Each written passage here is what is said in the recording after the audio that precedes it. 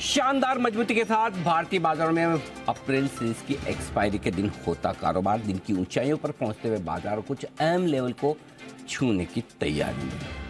आखिरी 1.5 घंटा बेहद इंटरेस्टिंग और बड़े एक्शन वाला होने के लिए है तैयार। स्वागत है आप सबका फाइनल ट्रेड में। नमस्कार, मैं हूं Anil Singh.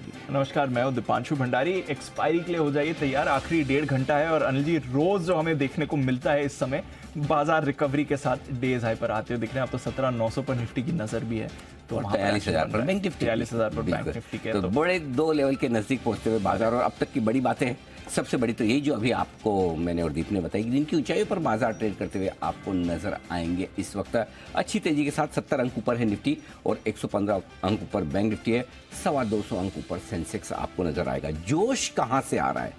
Real estate share मजबूत है, आईटी मेटल में हल्की रिकवरी है, ऑटो शेयर रफ्तार में है, स्मॉल और मिड कैप इंडेक्स जो हमारे दर्शकों के ज़्यादा पसंदीदा इंडेक्स है, ये आधा से 1.5% मजबूत होते दिख रहे हैं। सरकारी बैंकों में तेजी बनती हुई दिख रही है, सरकारी कंपनियों में तेजी बनती हुई दिख रही है।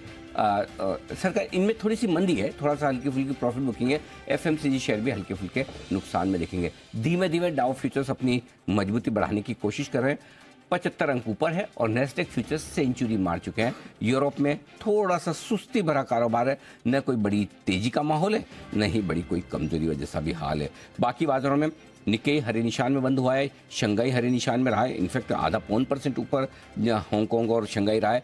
ताइवान हरे निशान में, एक सिंगापुर को छोड़ दें जो हल्का फुल्का लाल निशान में। बाकी दुनिया भर के बाकी सारे बाजार जो हैं दीप, वो मजबूती के साथ ट्रेड करते हुए दिख रहे हैं। ये एक बढ़िया एक्शन है। कैक, डैक्स ये भी अच्छे हैं और फुट से भी लाल हरे निशान के बीच में झूलता होता है। ओवरऑल ग्लोबल सपोर्ट आपको अप्रैल सीरीज के आखिरी दिन जितना चाहिए मिल रहा है। बिल्कुल सर, अच्छा खासा सपोर्ट मिल रहा है और अच्छा खासा मूव आया, टर्न अराउंड आया बाजार में, जो हम रोज एक्चुअली सरप्राइज अब करना नहीं चाहिए कि पहले हाफ में आप थोड़ी सुस्ती देखते हैं, थोड़ा कंसोलिडेशन देखते हैं, बट सेकंड हाफ आपका चुस्त हो जाता है। आज अच्छी बात है कि कोई ऐसा बड़ा डिप नहीं आया, रेंज में रहा आधा 1 घंटा, स्पेशली ओपनिंग की बहुत छोटी रेंज में रहा, बट उसके बाद बाजार ने कभी भी ऐसा नीचे वाला मूव ही नहीं दिया, ऊपर ही रहा है। 17,900 के करीब आते हुए दिख रहा है। आज भी 100 पॉइंट की रेंज है, कुछ ज्यादा ब्रॉडर रेंज नहीं है, बट उस रेंज में आप डेज हाई पर ट्रेड कर रहे हैं। बड़ी बात दीप है कि लगातार दूसरा दिन ऐसा है जब बाजारों को अगर कमजोर होना तो हो सकते थे, हुए नहीं। कल थोड़ा सुस्ती दिखी, नीचे फ्लैट खुलकर नीचे गए, इंपॉर्टेंट सपोर्ट लेवल पर रुके और वापस चढ़ गए। तो कल के मुकाबले में आज का ट्रेडिंग सेशन तो और भी बेहतर है दीप। आज तो 250 पॉइंट की डाउ की कमजोरी के बावजूद हम लाल निशान में तो गए नहीं। कहाँ? एक भी बार नहीं, न निफ्टी पर न बैंक निफ्टी पर, यानी कि हर एक लेवल से एक खरीदारी है। तो आज के सेशन में अगर कोई ये सोच रहा है कि वायदा कारोबार की एक्सपायरी का दिन है, मंथली एक्सपायरी है, बहुत सारे शॉर्ट्स है वो कवर हो रहे हैं, गलत गलत। ये शॉर्ट्स कवर नहीं हो रहे, ये फ्रेश खरीदारी हो रही है। ये स्क्रीन साफ बता रही कि सिर्फ और सिर्फ शॉर्ट कवरिंग नहीं है, ये फ्रेश खरीदारी भी है। और शॉर्ट कवरिंग के तो वो क्या है ना, बीच बीच में झटके आते हैं जी। आया कोई पैनिक में शॉर्ट कवरिंग की, खत्म हुआ, कटी, फिर धीरे वापस नीचे आए। सस्टेन्ड बाइंग जो स्क्रीन पर आपको लगातार दिखती है, किसी भी लेवल से कोई बड़ा साइजेबल करेक्शन नहीं आता है, वो तो ये कन्विक्शन वाली मूव है 100%। अच्छा, ये अलग है फिर ये तो फिर अच्छी, ये तो सस्टेन मूव होनी चाहिए फिर अगर कन्विक्शन वाली है तो। बिल्कुल, तो एक ब्रेकआउट के लिए तैयार हो रहे हैं हम। निफ्टी और बैंक निफ्टी दोनों पर बड़े लेवल के आसपास हैं। 18,900 के ऊपर बंद होंगे, इनफैक्ट 17,900 के ऊपर, 17,850 के ऊपर भी बंद होने पर एक अच्छी मूवमेंट के लिए निफ्टी तैयार होता दिखेगा। और 43,000 के ऊपर अगर बैंक निफ्टी बंद होता है तो कहना ही क्या दी, 42,000 के ऊपर 9 दिन हो गए, आज 10वां दिन है 42,000 के ऊपर बंद होते हैं। और 10वें दिन अगर 43,000 के ऊपर आप बंद हो जाए तो क्या कहना। अब 2 चीजें हैं दीप, 2 ऐसे लेवल के नजदीक हम पहुंच रहे हैं बाजार में जो दिन के लिए हल्की फुल्की रुकावट की जगह है। 17,900 वायदा कारोबार की जो पोजीशन बनी हुई उस हिसाब से, और दूसरा है 43,000 जो वायदा कारोबार की बैंक निफ्टी की पोजीशन बनी है। सो अब अगले आधा घंटे में 2:30 बजे की स्ट्रेटेजी आए तब तक आपको क्या करना है? 43,000 के लेवल पर नजर रखनी है। 43,000 के ऊपर निकलते ही लेवल्स नोट कर लीजिए, 43,075, ओके, 150, 200 और 250, ये 4 टारगेट बनेंगे बैंक निफ्टी के। सारे स्पॉट लेवल बना रहा हूँ। 43,000 के ऊपर निकल कर टिकने पर 43,075, 150, 200 और 250। बैंक निफ्टी 17,900 के लेवल की बहुत ज्यादा इंपॉर्टेंस नहीं है। इस यहाँ 17,875, 17,925 ये 50 पॉइंट की रेंज है जहां पर बैंक निफ्टी जाकर अटकेगा। 17,925 के पार निकला तो 17,975, 18,000 वहां जाकर रुक जाएंगे, उसके ऊपर नहीं निकलेंगे। और नीचे में अब आपके लिए बेस जो बन गया है आज के लिए वो 17,800, 825 का हो गया। तो न आपको 800 के नीचे जाना है, न फिलहाल 925 के ऊपर निकलना। तो इस रेंज में फिर से कह रहा हूँ, भले ही आपको आज थोड़ा सा निफ्टी ज्यादा दिख रहा है बढ़ा हुआ, लेकिन लीडरशिप तो वापस से ब्रेकआउट की आएगी तो बैंक निफ्टी से आएगी। और बैंक निफ्टी को 43,000 के ऊपर निकल कर टिकना जरूरी है। बैंक निफ्टी के लिए 43,000, निफ्टी के लिए 17,925, ये दो लेवल 2:30 बजे तक। इतना 2:30 बजे के बाद बाकी का होमवर्क बाद में आ रहा है सर। 43,000 के तो बस डोर स्टेप पर आप खड़े ही हुए हैं। इनफैक्ट 17,900, 43,000 दोनों के परसों हमने बाय कॉल दिया था। थोड़ा सा उस दिन आखिरी मिनटों में प्रॉफिट बुकिंग आ गई, लेकिन जो अंदाजा था, और मैं फिर कहूंगा दीप, और आज सुबह भी मैं आपको वापस से याद दिला रहा था जी, आज की कल की क्लोजिंग ये डिसाइड करेगी कि ध्यान से सुनिएगा। हाँ, और कभी कभी आप भूल न जाए, इसलिए हमारे कुशल भी बैठे हैं और अरमान भी बैठे हैं, ये गवाह के तौर पर दो विटनेस हमारे साथ में, कि आज और कल की 2 दिनों की अच्छी क्लोजिंग ये डिसाइड करेगी कि आप बाजार नया हाई बनाने की तैयारी में। एब्सोल्युटली, बिल्कुल याद है सर। विटनेस ओके, आई विटनेस। तो चलिए अच्छी मजबूरी के साथ बढ़ रहे, तो थोड़ा एक अच्छा मूड बने। 43,000 के ऊपर टिक गया निफ्टी, बंद होने लगा 18,000 के आसपास इसके ऊपर निकलकर बैंक निफ्टी 18,000 के ऊपर और बैंक निफ्टी 43,000 के ऊपर टिकने लगा, तो नए हाइस की तैयारी भी हम कर लेंगे, कोई दिक्कत की बात नहीं। तो नए हाई की तैयारी कर सकते हैं हम इवेंचुअली। स्पीड वही होगी जो आपकी 16,800 से 17,800 स्पीड। अगर आप सोचते हो कि तेजी से बढ़ेगी, नहीं होगी, अच्छा चलो, जिनको स्पीड से प्रॉब्लम उनके लिए दूसरा तरीका दे दो। एक और बड़ा, आज मन बड़ा खुश है, जो चाहिए वो सारी चीजें। अगले 2 महीने, मई और जून, गॉट इट। यहाँ पर मिड कैप, स्मॉल कैप आ रहा है, वो टाइम आ रहा है। अरे वाह, नो डाउट। जो हमने 2021 का अप्रैल मई देखा था वैसा तो नहीं होगा, बट अच्छा होगा। मतलब आपके लटके हुए चेहरे खिल जाएंगे। हाँ, आपके लटके हुए चेहरे खिल जाएंगे। ये मतलब उदास हो गए कि क्या है, कौन सा मार्केट है, बेकार है, 18,000 होता है, हमारे तो भाव ही नहीं आते, हिले भी नहीं है। करेक्ट, हिलेंगे, चिंता मत कीजिए, हिलेंगे डुलेंगे। अच्छे मिड कैप लेने का टाइम आ रहा है। कैश मार्केट के चुनिंदा बढ़िया स्टॉक, एक ही फॉर्मूला रखने का, क्वालिटी अच्छी होनी चाहिए, रिजल्ट अच्छे होनी चाहिए, बस 2 ही जगह लेना, बाकी नहीं लेना। कितना ही बढ़िया स्टॉक हो, रिजल्ट अच्छा नहीं लेंगे, कितने रिजल्ट अच्छे हो, स्टॉक बढ़िया नहीं लेंगे, बस इन दोनों का कॉम्बिनेशन बना के ले लो। समझ गया सर, दोनों का कॉम्बिनेशन बना के ले लो बस। तो अगले 4-6 हफ्ते आपको मिड कैप शेयरों में पैसा बनाना है, मौका है अभी बस। तो बस 2 चीजें आज के लिए काफी है, अब शुरू आगे भी करो। चलिए, बिल्कुल टीम भी तैयार है। आइए अरमान और कुणाल जी कुछ विशेष टिप्पणी करना चाहते हैं। कुणाल जी को ज्यादा देर रोकना ठीक नहीं जी। Kunal ji. Anil ji, you have done it Anil ji. अब पूछिए आपने क्या कर लिया अनिल जी? क्या हुआ? अनिल जी देखिए, 2 सत्र पहले मैंने आपको एक काम दिया था। हाँ जी। या मैंने तो दिया नहीं था, आपने स्वयं ही एक्सेप्ट कर लिया था कि आप करेंगे जी। और अनिल जी काम ये था कि 17,850 के ऊपर क्लोज लाना है जी। और अगर 17,850 के ऊपर क्लोज आता है तो फिर inverse head and shoulder pattern बन जाएगा। तो अनिल जी आज जो है क्लोजिंग बेसिस पर अगर 17,850 के ऊपर बंद होता है तो पैटर्न अपना काम दिखाने लगेगा। तो अनिल जी आपने अपना काम पूरा कर लिया है, तो अनिल जी मेरी ओर से अनिल जी धन्यवाद स्वीकार करें। अरे आपका आदेश और काम ना हो ऐसा हो सकता है और वो भी मैं ना करूं तो बिल्कुल। चलिए आज एक बढ़िया क्लोजिंग के लिए बाजार तैयार होते हैं। एब्सोल्युटली, स्क्रीन पे भी इस समय दिख रहा है। आइए खबरें और ट्रिगर्स दोनों जानते हैं। अरमान कुशल तैयार। कुशल, गुड आफ्टरनून, बताएं ट्रिगर्स। गुड आफ्टरनून दीप। ट्रिगर्स में आपको सबसे पहले ध्यान रखना है, आज अर्निंग्स हेवी डे है और लगातार नंबर्स भी आ रहे हैं। निफ्टी से अभी भी एक्सिस बैंक, टेक महिंद्रा और विप्रो के नंबर्स आने बाकी हैं। साथ ही एफएनओ स्पेस से एलटीए माइंट्री, एम्फेसिस, ट्रेंड, एसीसी समेत लॉरस लैब, इंडियन होटल्स और श्रीराम फाइनेंस के नंबर्स पर भी नजर रखिए। विप्रो की बोर्ड बैठक में नतीजों के साथ साथ शेयर बायबैक पर भी विचार किया जाएगा और बायबैक साथ डिविडेंड वेल्सपन इंडिया अपनी बोर्ड मीटिंग पे डिसाइड करेगा। हनीवेल ऑटोमेशन एफएनओ में आज इसका आखिरी दिन है। साथ ही रेमंड की आज प्रेस कॉन्फ्रेंस होने वाली है, इंपॉर्टेंट बिजनेस डेवलपमेंट है 3:30 बजे और उसके बाद गोदरेज कंज्यूमर की भी पीसी होगी 4:30 बजे। PNB housing finance rights issue इसका बंद हो जाएगा और साथ ही निफ्टी इंडाइसेस यानी निफ्टी 500 और निफ्टी स्मॉल कैप इंडाइसेस में कुछ बदलाव भी आज पोस्ट क्लोजिंग से होते हुए दिखेंगे। यही नहीं, आईपीओ के लिहाज से मैनकाइंड फार्मा का आईपीओ आज बंद होगा। Q1 जीडीपी आंकड़े यूएस के आपके सामने आते हुए दिखेंगे। अप्रैल महीने का कंज्यूमर कॉन्फिडेंस डेटा यूरोप का, इसको भी आपको ध्यान में रखना है। 28 अप्रैल की बात करते हैं। कल के दिन में निफ्टी से अल्ट्राटेक सीमेंट अपने नंबर्स मार्केट आज के दौरान ही घोषित कर सकता है। साथ ही एफएनओ की लंबी सूची है। चुनिंदा नाम में Atul limited, M&M financial services, L&T finance holding जैसे स्टॉक शामिल है। यही नहीं, इंडिया मार्ट इंटरमेश पर भी नजर रखिए। नतीजों के साथ साथ बोनस इश्यू और अंतरिम डिविडेंड पर भी कंपनी विचार करती हुई दिखेगी। कुछ एक स्टॉक्स हैं जो एनएससी पर अब ट्रेड नहीं करेंगे, बीएससी में ऑफकोर्स ये ट्रेड होते रहेंगे। SpiceJet, best agro life, Hindustan foods और लैंसर कंटेनर लाइंस जैसे स्टॉक्स ये एनएससी पर ट्रेड अब नहीं होंगे। एक्स डेट है HCL टेक की जो अंतरिम डिविडेंड दिया था और सनोफी इंडिया के डिविडेंड की। शंघाई कोऑपरेशन ऑर्गेनाइजेशन की तरफ से जो डिफेंस मिनिस्टर्स की मीटिंग होने वाली है, इस पर भी नज़र रखिए। मतलब आज और कल ये दोनों दिन मीटिंग ये होती रहेगी।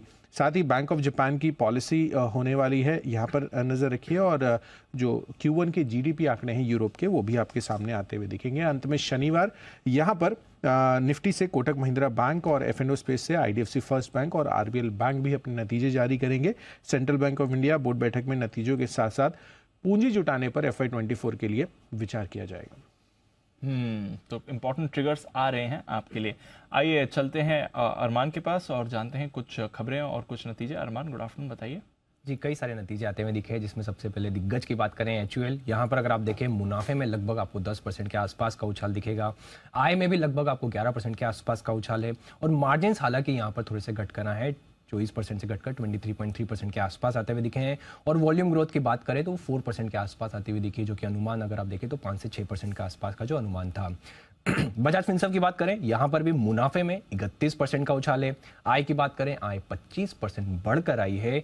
और लाइफ इंश्योरेंस प्रीमियम में आपको 12.5% की बढ़ोतरी दिखेगी। वहीं जनरल इंश्योरेंस प्रीमियम लगभग 14% बढ़कर आता हुआ दिखा है। स्वराज इंजन मुनाफा 22 करोड़ से बढ़कर 35 करोड़ पर आता हुआ दिखा है। आय में लगभग आपको 49% के आसपास का जो है अच्छी खासी जो है ग्रोथ दिखेगी। और मार्जिन्स में भी आपको बढ़ोतरी दिखेगी, 12.8% से बढ़कर 13.4% के आसपास आते हुए दिखे हैं। और 92 प्रति शेयर का जो है डिविडेंड का ऐलान भी किया है। आईपीओ अपडेट में अगर आप बात करें तो मैनकाइंड फार्मा, जहां पर ओवरऑल सब्सक्रिप्शन 4 गुना से भी ज्यादा होता हुआ दिखा है, जिसमें QIB का हिस्सा लगभग 13 गुना और NIS का हिस्सा अगर आप देखेंगे तो लगभग 2 गुना होता हुआ दिखा है। नज़ारा टेक्नोलॉजी, ऑनमोबाइल ग्लोबल, और यहाँ पर आपको ध्यान रखना है क्योंकि रिपोर्ट्स है कि ऑनलाइन गेमिंग में गेम ऑफ चांस और गेम ऑफ स्किल के आधार पर जो है टैक्स पर जो है विचार किया जाएगा। और ऑनलाइन गेमिंग टैक्स पर GST काउंसलिंग जो है वो फैसला लेगी। और कुछ ब्लॉक डील्स हैं जिसमें आप Nykaa 78 lakh shares, city union bank 24 lakh, NHPC 16 lakh, delivery 12 lakh और M&M फाइनेंस 10 लाख शेयरों के कई सौदे किए गए। ओके, तो ये है ढेर सारे स्टॉक्स जहां पर आज है भरपूर एक्शन। आज तो ब्लॉक डील्स भी बहुत सारी हो रही है? एक्शन पूरा है। आइए, तो पहला बिगुल किसके लिए रखा जाए? वागले साहब हैं क्या शो में? शो में है तो फिर उन्हीं के लिए होगा। वागले का वंडर।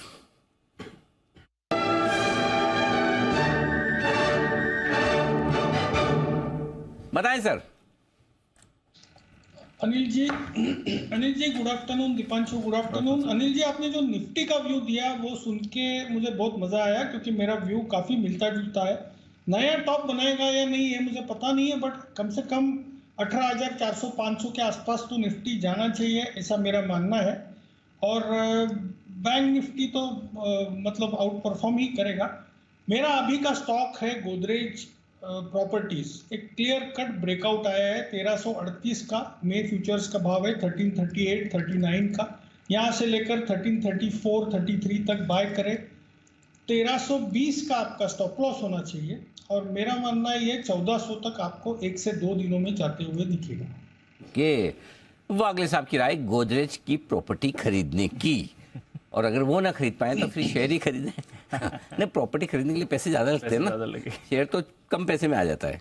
अगर एक शेयर खरीदना हो तो 1350 रुपए में काम चल जाए, है ना? फ्यूचर्स में ज्यादा लगेंगे। और कोई प्रॉपर्टी गोदरेज की ऐसी नहीं है 1350 रुपए स्क्वायर फीट की मिलती हो, 13,500 में भी नहीं मिलेगी। तो इसलिए गोदरेज की प्रॉपर्टीज ना खरीद पाए तो गोदरेज प्रॉपर्टीज का शेयर खरीदें। ये राय वागले साहब की आपके लिए। आइए बिगुल कुणाल जी राकेश जी के लिए है चार्ट कॉर्नर का।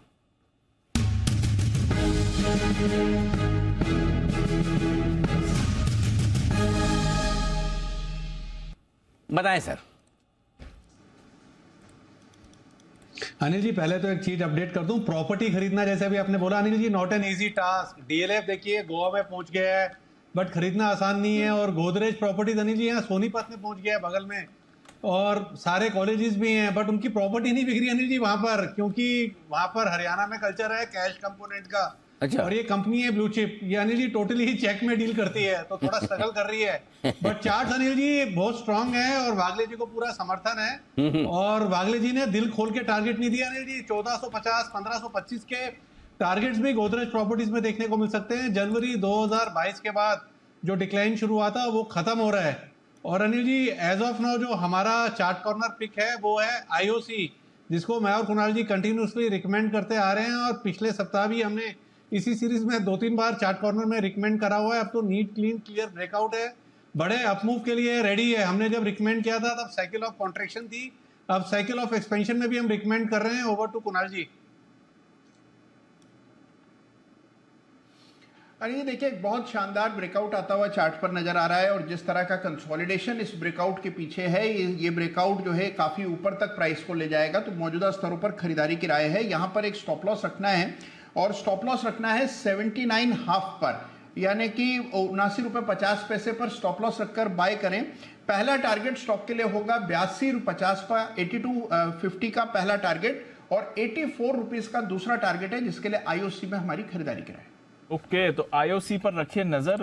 ऑयल मार्केटिंग कंपनीज अच्छे एक्शन में हैं ही। आज सुबह सुमित जी भी BPCL के बारे में बात कर रहे थे, कल सचित जी भी HPCL के बारे में बात करके गए। तो ऑयल मार्केटिंग कंपनीज यहां पर आपको जबरदस्त मोमेंटम बनते हुए दिख रहा है। आइए धर्मेश कांत साहब भी हैं हमारे साथ, और एक व्यू धर्मेश जी से भी लिया जाए मार्केट्स पर। धर्मेश जी, इस रनअप की हाईएस्ट लेवल्स पर बाजार आते हुए दिख रहे हैं, आपकी क्या राय बन रही है? यहाँ से और अच्छा एक्शन, अभी तक जो अर्निंग्स आए वहां से सहारा मिल रहा है, या फिर कुछ और फैक्टर्स हैं जो इस रैली को ड्राइव कर रहे हैं?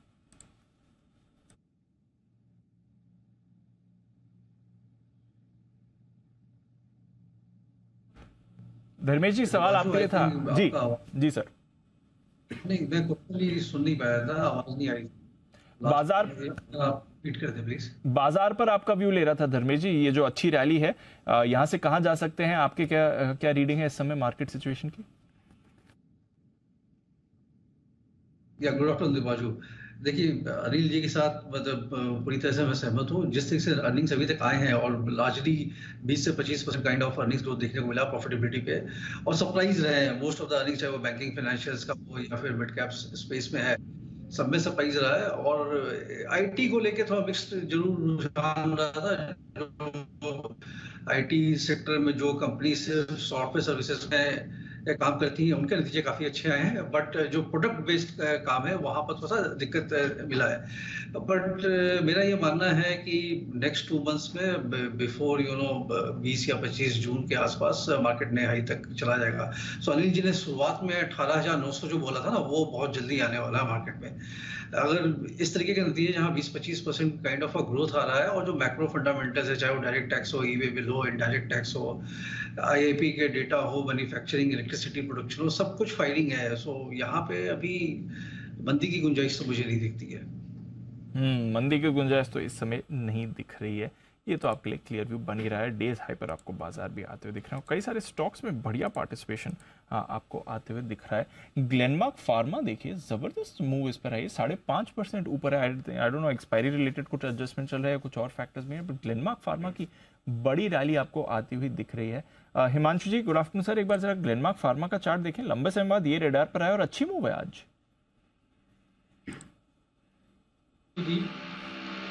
बिल्कुल, इनफैक्ट स्टॉक ने लगभग 450-460 के आसपास एक अच्छा ब्रेकआउट की शुरुआत की थी इसी मंथ की सीरीज में, और उसके बाद बिल्कुल वर्टिकल वन वे यहाँ पर रनअप देखने को मिला है। हालांकि जो आज की मूव है वो एक काफ़ी वर्टिकल मूव है, और इनफैक्ट मेरा ऐसा मानना है कि इस मूव के आसपास यहाँ पर एक अच्छा रेजिस्टेंस है 550 रुपए के आसपास। तो फ्रेश खरीदारी इन लेवल्स पर रिकमेंडेड नहीं है, लेकिन जिनके पास एग्जिस्टिंग पोजीशंस है, पार्ट प्रॉफिट यहाँ पर बुक किया जा सकता है। ओके, तो पार्ट प्रॉफिट अगर आप चाहें तो बुक करिए, बट बड़ी मूव आ रही है ग्लेनमार्क फार्मा, इस पर रखें नजर। आइए सुमित जी के पास चलते हैं और लेते हैं उनकी कॉल। सुमित का सुपर हिट।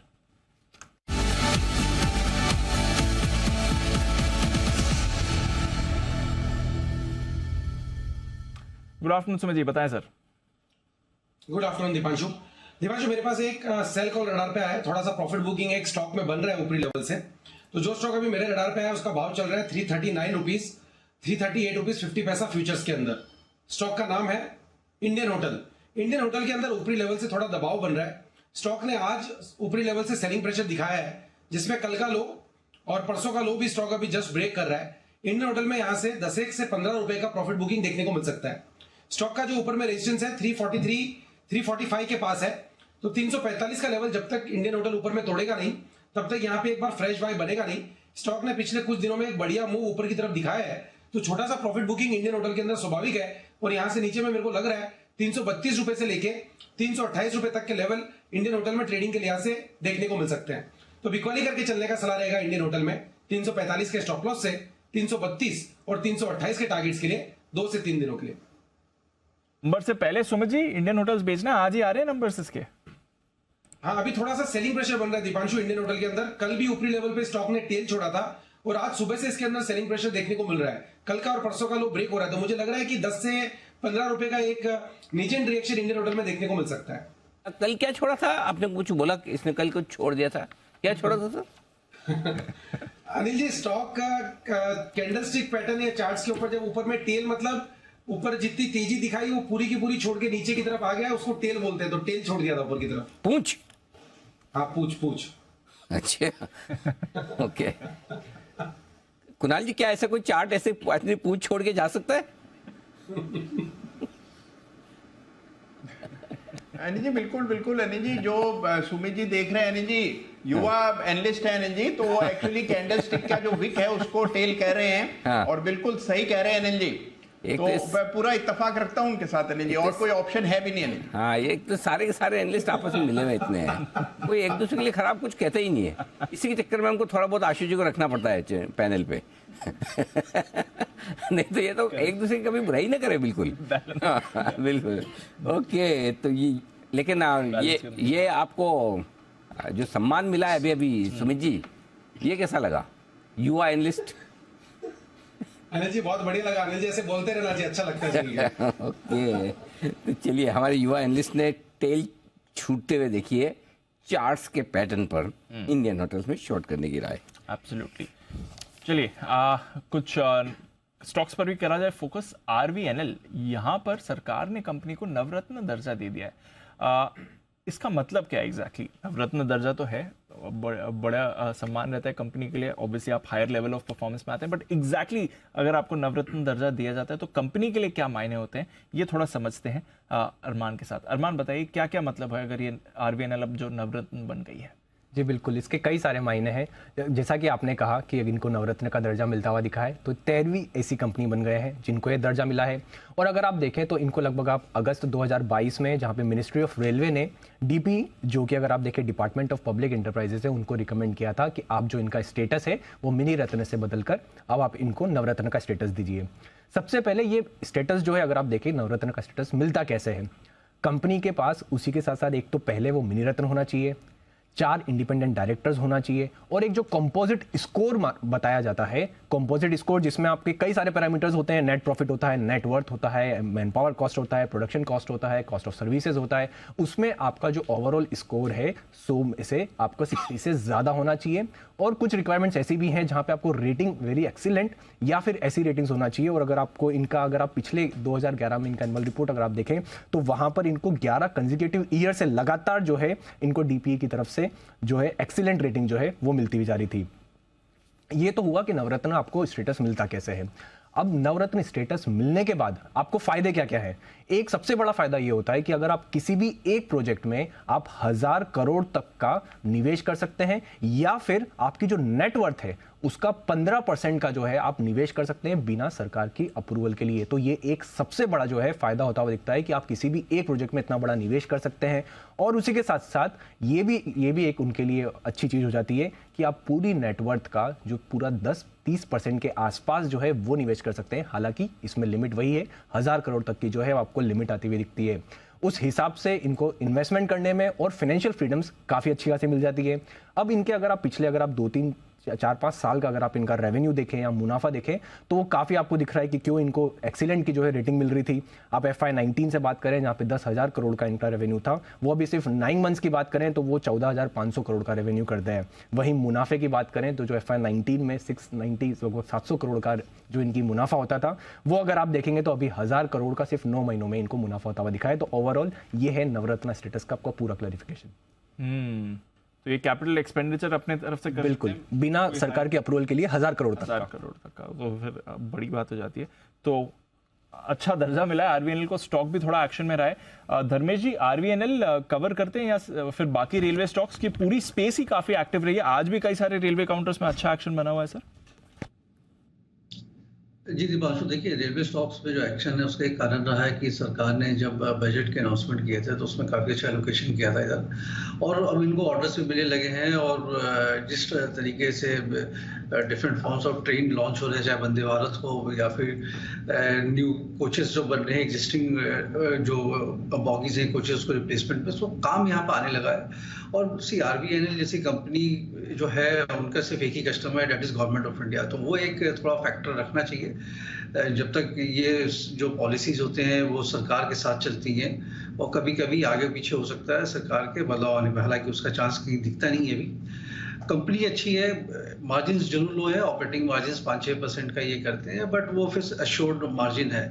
काफ़ी अच्छा मूवमेंट आ गया स्टॉक में पिछले 2-3 दिनों में, बट मुझे लगता है कि अगर सिर्फ वैल्यूएशन मैट्रिक्स पर देखें तो अभी भी 10-20% का रेटिंग का स्कोप इसमें बनता है, बिकॉज आरओई इनकी अभी भी काफ़ी हाई है कंपेयर टू जिस पी मल्टीपल पर ये ट्रेड कर रहे हैं। सो मेरे नज़रिए में अगर कोई होल्ड कर रहे हैं तो होल्ड करते रहे, नए निवेश के लिए थोड़ा रुके, बिकॉज यहाँ से अब ज़्यादा अपसाइड दिखता नहीं है। अराउंड से 20% के आरओपी अगर 15 के पी मल्टीपल पर वो ट्रेड हो रहा तो 17-18 मैक्स टू मैक्स जा सकता है। सो ट्रेडिंग बेट बनता है, but otherwise if you are invested be invested. Fresh investment अभी नहीं करना चाहिए। इन्वेस्ट किया है तो बने रहिए, फ्रेश इन्वेस्टमेंट के लिए थोड़ा इंतजार कर सकते हैं। बट अनिल जी, काफ़ी समय से रेलवे स्टॉक्स हमारे रेडार पर थे। आई थिंक 6 महीने पहले हमारी जब बात हुई थी, कुछ सेक्टर्स आपने आइडेंटिफाई किए थे, शायद उससे पहले की बात होगी, मतलब मेरे ख्याल से दिवाली के आसपास। दिवाली के आसपास, दिवाली के आसपास 7 महीने पहले हमारी बात हुई थी। बहुत बढ़ गए थे, बहुत ज़्यादा बढ़िया, ज़्यादा बढ़ गए एक्चुअली। अगर कोई ऐसा सोच रहा है तो गलत सोच रहा है। अच्छा अभी और भी है। हाँ, अभी तो कुछ चले नहीं है, अभी तो खाली हिले हैं। अच्छा, हाँ, ये तो चले भी नहीं है। चले भी नहीं है, अभी तो खाली हिले हैं। और इसलिए मैं कभी कोई बड़ी थीम पकड़ में आती है तो मैं इसलिए जानबूझ के बोलता हूँ और 2-3 बार उसको हाईलाइट कर देता कि हमारे एक्सपर्ट्स के भी रडार पे, चार्ट्स पे अगर वो आए तो एक अलग आपका कंफर्ट कॉन्फिडेंस आ जाए। और ज़्यादातर रेलवे कंपनियों के साथ एक अच्छी बात ये है, ज़्यादातर सरकारी कंपनियाँ, और इन सरकारी कंपनियों में गवर्नेंस इशू नहीं है आपके लिए, करेक्ट। प्राइवेट कंपनियां जो है गिनती की रहेगी, टीटागढ़, टेक्सरेल वगैरह, ये 3-4-5 कंपनियां हैं, ज़्यादा कोई ऐसी बड़ी कंपनियां हैं नहीं। इनके पास इतना भर भर के काम है कि इनकी कैपेसिटी नहीं कि और नया काम ले, मतलब गले गले तक ऑर्डर बुक भरी हुई है इनकी। तो मैं बार बार आप सब लोगों को एक ही चीज़ कहता हूँ, अगर आपके पास कोई भी रेलवे स्टॉक है तो बेचना भी मत, सोचना भी मत। बेचना तो दूर की बात, सोचना भी मत। इनमें वही काम होगा, फिर से दोहरा देता हूँ दीप, जो कुछ समय पहले, कुछ सालों पहले, 2 साल पहले आपने डिफेंस शेयरों में होता हुआ देखा। कैसे डिफेंस की पूरी री रेटिंग हुई। ये सारे डिफेंस के क्षेत्र में आत्मनिर्भर हो गए, जितना बाहर से इंपोर्ट करते थे नहीं के बराबर हो गया है, सारा का सारा सामान हिंदुस्तान में बनने लगा है। पब्लिक सेक्टर को भर भर के बिजनेस मिल रहा है, प्राइवेट सेक्टर को भी मिल रहा है। और मैं बता रहा हूँ इस पूरी प्रोसेस में भारत का पैसा भारत में, भारत की कंपनियों को बिजनेस, और शेयर होल्डर भी इसकी सबसे बड़ी प्रेसिडेंट ऑफ इंडिया है। तो मतलब आपकी वेल्थ आप ही के पास है। तो ये सारी रेलवे कंपनियां आपको जो समझ में आए, जैसा आपको जिसमें कंफर्ट लगे, लेके शांति से अपने पोर्टफोलियो में रख लीजिए। आरवीएनएल, राइट्स, IRFC अगर किसी को फाइनेंस वाली लेनी है, और जो भी नाम है आप बता दीजिए, सारे के सारे रेलवे स्टॉक्स, एक एक करके रेलवे स्टॉक्स सब आपको बढ़िया रिटर्न देंगे। 3 साल 5 साल के लिए आप निवेश करके भूल जाइए। ये बड़ी थीम है अगले 2-3 साल के लिए, जिसको आपको गिरावट में एक्यूमुलेट करके रख लेना है। और आप एक सिंपल सी चीज देखो ना, हर हफ्ते एक नई वंदे भारत चल रही है। हो ही रहा है। इतने 200 के तो ऑर्डर दिए हुए हैं। इतना काम हो रहा है रेलवे में, गजब का। मतलब जो इंफ्रास्ट्रक्चर रेलवे का बन रहा है, नॉर्थ ईस्ट में चले जाइए आप। मैं भी कश्मीर जाके आया था, श्रीनगर और जम्मू के बीच में रेलवे लाइन बन रही है, सोचो, जो अभी तक कभी नहीं हुई। मतलब अलग अलग जहाँ मीटर गेज रेलवे की फैसिलिटीज आप देखिए पहले से बहुत बढ़िया, इम्प्रूव। बिल्कुल। इस सेक्टर जहाँ खर्चा हो रहा है वही तो शेयर चलेंगे ना। सरकार खर्चा कर रही है वहाँ पर, रही है। तो प्राइवेट सेक्टर भी थोड़ा फायदा लेंगे, पब्लिक सेक्टर भी फायदा लेंगे। तो आई थिंक ये थीम है जो बिल्कुल रखनी चाहिए। आइए बढ़ते आगे। न्यूज़ पर व्यूज सेगमेंट आमतौर पर आपको सुबह में देखने को मिलता है, लेकिन आज एक विशेष इंटरव्यू हम करने जा रहे हैं नतीजों के दम पर। कंपनी हमारे साथ कार्यक्रम में शामिल हो रही है सिंजीन इंटरनेशनल।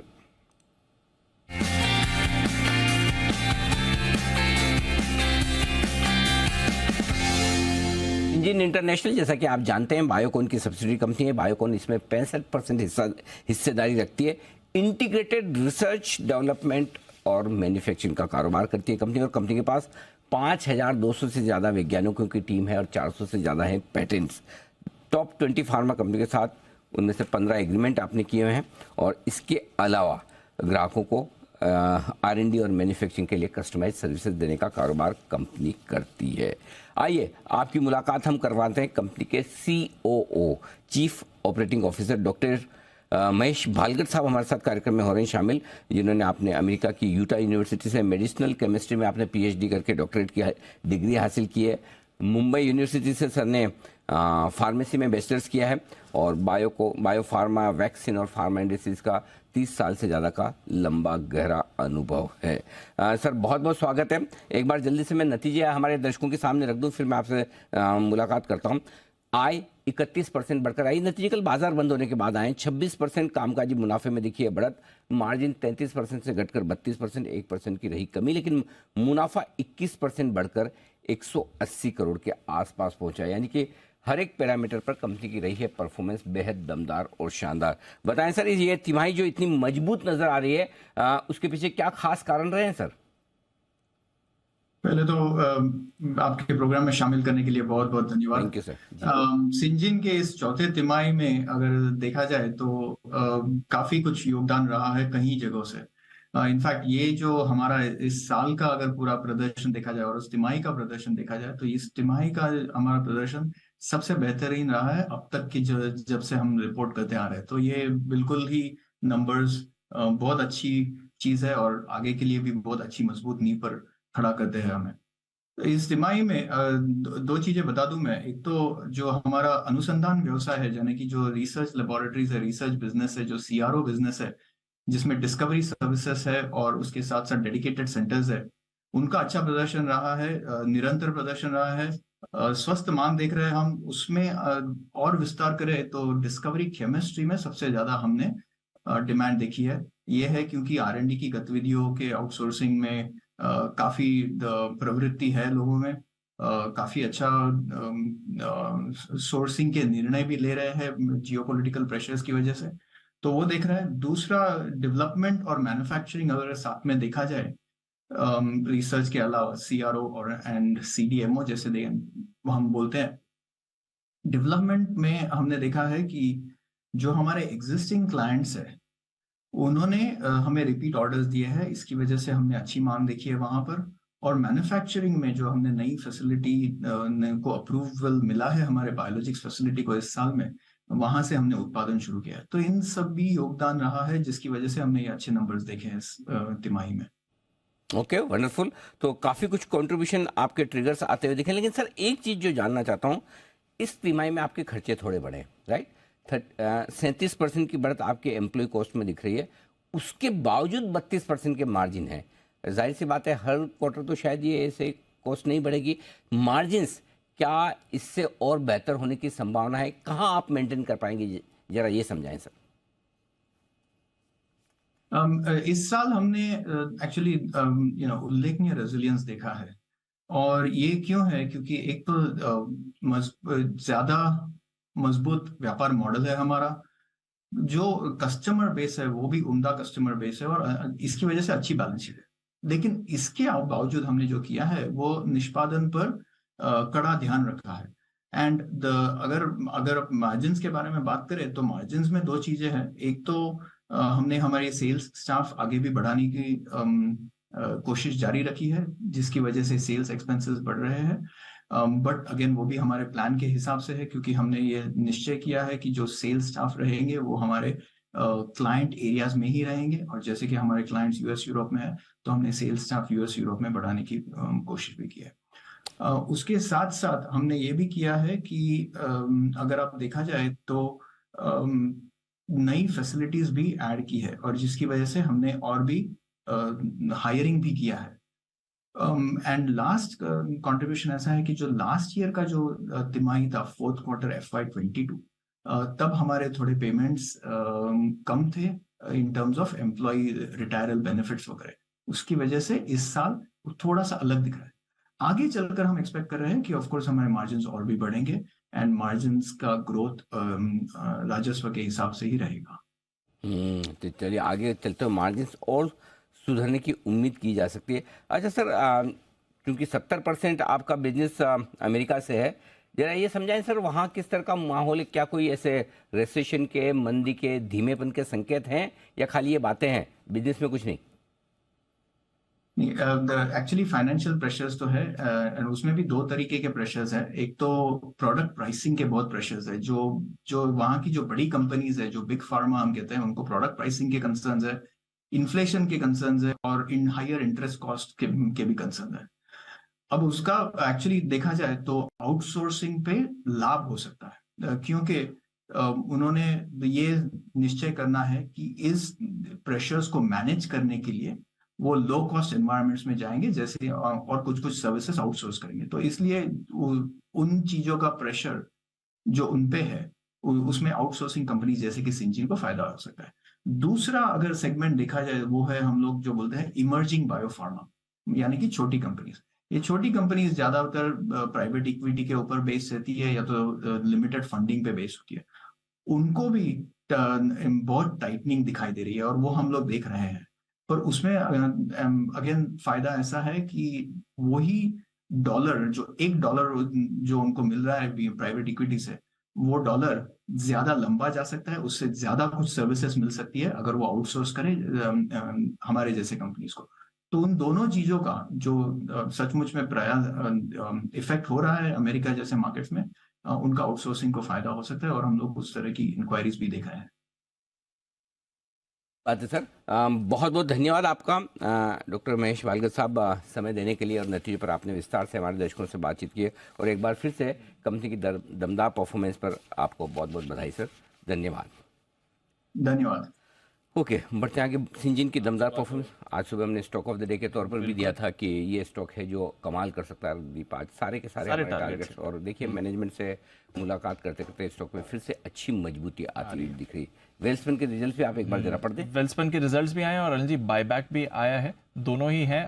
आय में थोड़ी सी गिरावट देखिए, 2270 करोड़ से घटकर आय आपकी 2154 करोड़ की आय आती दिखी है, तो वहां पर थोड़ी गिरावट रही है। कामकाजी मुनाफा 226 करोड़ से बढ़कर 280 करोड़ का आता है, तो ऑपरेशनली नंबर्स ठीक है, हालांकि आय थोड़ी सॉफ्ट आपकी रही है। स्टॉक भी आपको रिएक्ट करते हुए दिख रहा है। मुनाफे की बात करें तो 52 करोड़ से बढ़कर 125 करोड़ का आया है। मार्जिन का भी एक्सपेंशन रहा है, 10.2% से बढ़कर ऑलमोस्ट 13% के मार्जिन आए। तो सिर्फ आय में हल्की गिरावट है, अदरवाइज नंबर्स काफी शानदार हैं। और बायबैक आ गया है अनिल जी, 120 रुपए के भाव पर बायबैक कर रहे हैं, तो बढ़िया प्रीमियम पर बायबैक हो रहा है। फिलहाल 87 पर है स्टॉक, उसके सामने 120 रुपए के भाव पर बायबैक है। टेंडर रूट से बायबैक होने वाला है ये, और दूसरी बात है 195 करोड़ बायबैक पर ये खर्च करने वाले हैं। तो बायबैक का अमाउंट अच्छा है इन टर्म्स ऑफ शेयर प्राइस, इस पर बायबैक हो रहा है। करीब 16.25 करोड़ शेयर्स का, 16.25 करोड़ शेयर्स का बायबैक करने जा रही है कंपनी। तो नंबर्स अच्छे हैं, ऑपरेशनली बहुत ही बढ़िया नंबर्स हैं, और बायबैक भी अच्छे प्रीमियम पर आ रहा है टेंडर रूट से। ये है आपके लिए वेल्सपन इंडिया। आइए लेते हैं अनिल जी की मार्केट स्ट्रैटेजी।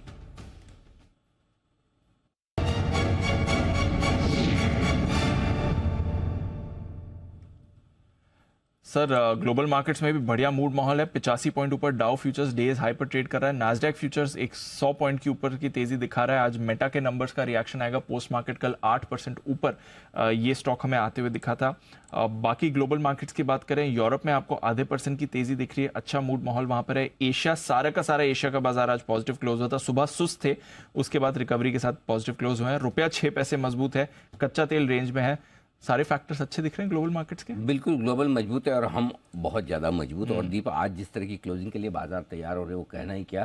पहली चीज़ तो ये कि अब 17,850 के नीचे जाना भी मुश्किल है निफ्टी का। अच्छा, हाँ, 17,800 तो रॉक बॉटम सपोर्ट है, जहाँ 2 करोड़ 35 लाख शेयरों का ओपन इंटरेस्ट है पुट्स में, तो वो तो आपका एक तरह से वो हो गया, क्या बोलना है, उसके नीचे तो आज आप क्लोजिंग दे ही नहीं सकते वीकली एक्सपायरी की। मुझे लगता है 17,850 भी नहीं टूटेगा अभी, क्योंकि 17,850 के पुट पर 1 करोड़ 85 लाख शेयर हैं, कॉल्स में 1 करोड़ 16 लाख शेयर है। 17,850 पॉइंट नीचे आते ही अपने आप ही कॉल राइटर अपनी पोजीशन को फिर से कवर करने की कोशिश करेगा, पॉइंट नंबर 1।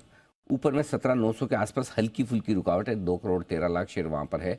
एक बार आपने 17,900 पार करके टिके तो फिर आप 17,950 18,000 तक जाने की कोशिश कर सकते हैं, लेकिन वो पार आपको 3 बजे के पहले करना है। तो हमारा फंडा क्लियर है, 17,875 17,925 या 50 पॉइंट की रेंज आज ऊपर की है। इसके ऊपर निकलेगा तो ही सोचेंगे, नहीं तो मेरे ख्याल से इतना काफ़ी है आज के लिए। ठीक है, कोई दिक्कत नहीं, इतना भी है मेंटेन है, बट आपको क्लोजिंग 828 के ऊपर की मिल रही है, जिसे हमने राउंड फिगर में 850 कहा था, तो अच्छी क्लोजिंग आप लेने के लिए तैयार हो रहे हैं। सो और ना बढ़े, इतने मेंटेन हो जाए, वो भी अपने आप में काफ़ी है, पॉइंट नंबर 1।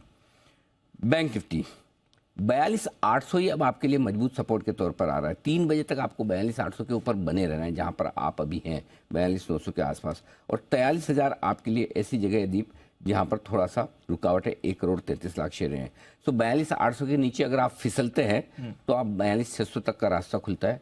43,000 के ऊपर निकलते हैं तो 43,200 43,250 तक का रास्ता खुलता है। सो अदरवाइज 42,800 43,000 की रेंज में बैंक निफ्टी रहना चाहिए। डेटा जिस तरह के बने हुए हैं, बैंक निफ्टी में थोड़े से डेटा 43,000 के ऊपर निकलने के संकेत नहीं दे रहे हैं, वहां पर थोड़ी सी राइटिंग ज़्यादा है बैंक निफ्टी में। अच्छा, हाँ, निफ्टी में कॉल राइटिंग कम है, पुट राइटिंग ज़्यादा है। निफ्टी में कॉल राइटिंग बैंक निफ्टी में थोड़ी सी राइटिंग ज़्यादा है। सो ऊपर में मैं 43,000 देख रहा हूँ, नीचे में 42,700 800 देख रहा हूँ। ये रेंज में रहना चाहिए बैंक निफ्टी। बहुत फायरवर्क्स की उम्मीद मैं अभी तो नहीं कर रहा, फिर भी हो जाए। अगर 3 बजे के पहले 43,000 के ऊपर निकल जाए तो कहना ही क्या, और ये 17,900 के ऊपर निकल जाए तो कहना ही क्या, तो फिर और बढ़िया तेजी बन सकती है। तो बन सकती है, ये आपके लिए क्लियर व्यू बन रहा है इस समय। इस बीच चेन्नई पेट्रो इसके नंबर्स आया थोड़ी देर पहले आ ही चुके थे, एक बार फिर से मैं नंबर्स बता देता हूँ। आई थिंक थोड़ा एक नंबर पर गलत फ्लैश हो गया था, वो मैं ठीक करके आपको बता रहा हूँ। आय यहाँ पर 16,054 करोड़ से बढ़कर 18,000 करोड़ की आपको आती हुई दिखी है।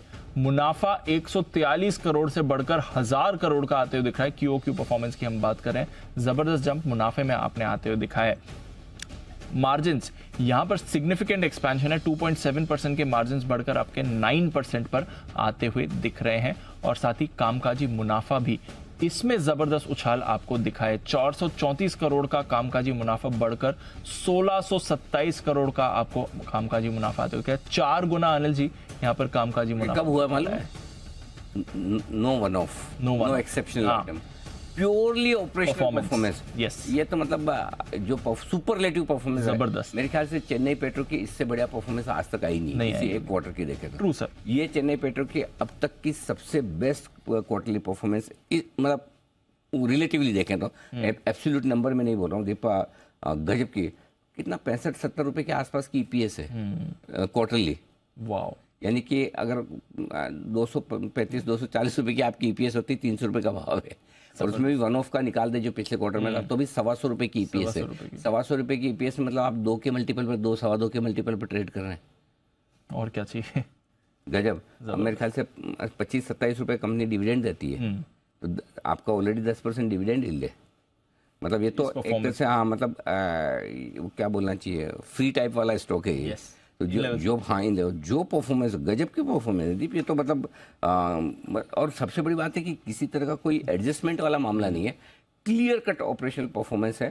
ये तो स्टॉक गजब की एक्शन, नए ऑर्बिट में जाने का मतलब ये तो सरकारी कंपनी नहीं होती, कोई दूसरी होती तो 20% की सर्किट वाला स्टॉक होता है। ये ऐसे 10% ऊपर है ही। अच्छा 10 हो गई। एक बार कुणाल जी से राय भी ले लें। बिल्कुल बिल्कुल। कुणाल जी, चेन्नई पेट्रो नंबर्स के बाद 300 के पार इस समय, 10% ऊपर सर।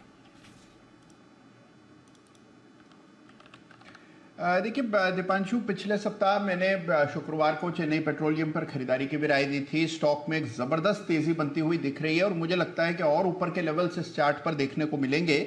जो बड़ा सपोर्ट चार्ट पर है वो अब यहाँ पर मौजूदा स्तरों के आसपास कायम हो गया है, यानी कि अब 290 के आसपास एक बड़ा सपोर्ट चार्ट पर बन गया है। बड़ा रेजिस्टेंस सीधा 340-345 के दरमियान है, और ये भी याद रखना चाहिए कि स्टॉक ने बहुत समय से परफॉर्मेंस नहीं दिखाई है। तो एक बड़ी कैचअप रैली भी यहां पर मुमकिन है, जिसमें 345 350 के लेवल्स आते हुए दिखेंगे। तो जिनके पास भी पोजीशन है, मेरी राय में बने रहें और गिरावट में खरीदारी की चेष्टा करें। 350 360 के लेवल्स आते हुए संभव। 350 360 ये है लेवल्स जिसके लिए करनी है आपको खरीदारी चेन्नई पेट्रो में। वाह, क्या कमाल किया है स्टॉक ने। एमआरपीएल भी रिएक्ट कर रहा है इसके नंबर करेगा ही ना, भाई भाई हैं एकदम। हाँ बिल्कुल, एक ही खानदान के हैं, मतलब एक ही सेक्टर के, तो बनता है इतना। तो आइए बढ़ते आगे और अब वक्त है सेठी साहब से मुलाकात करने का।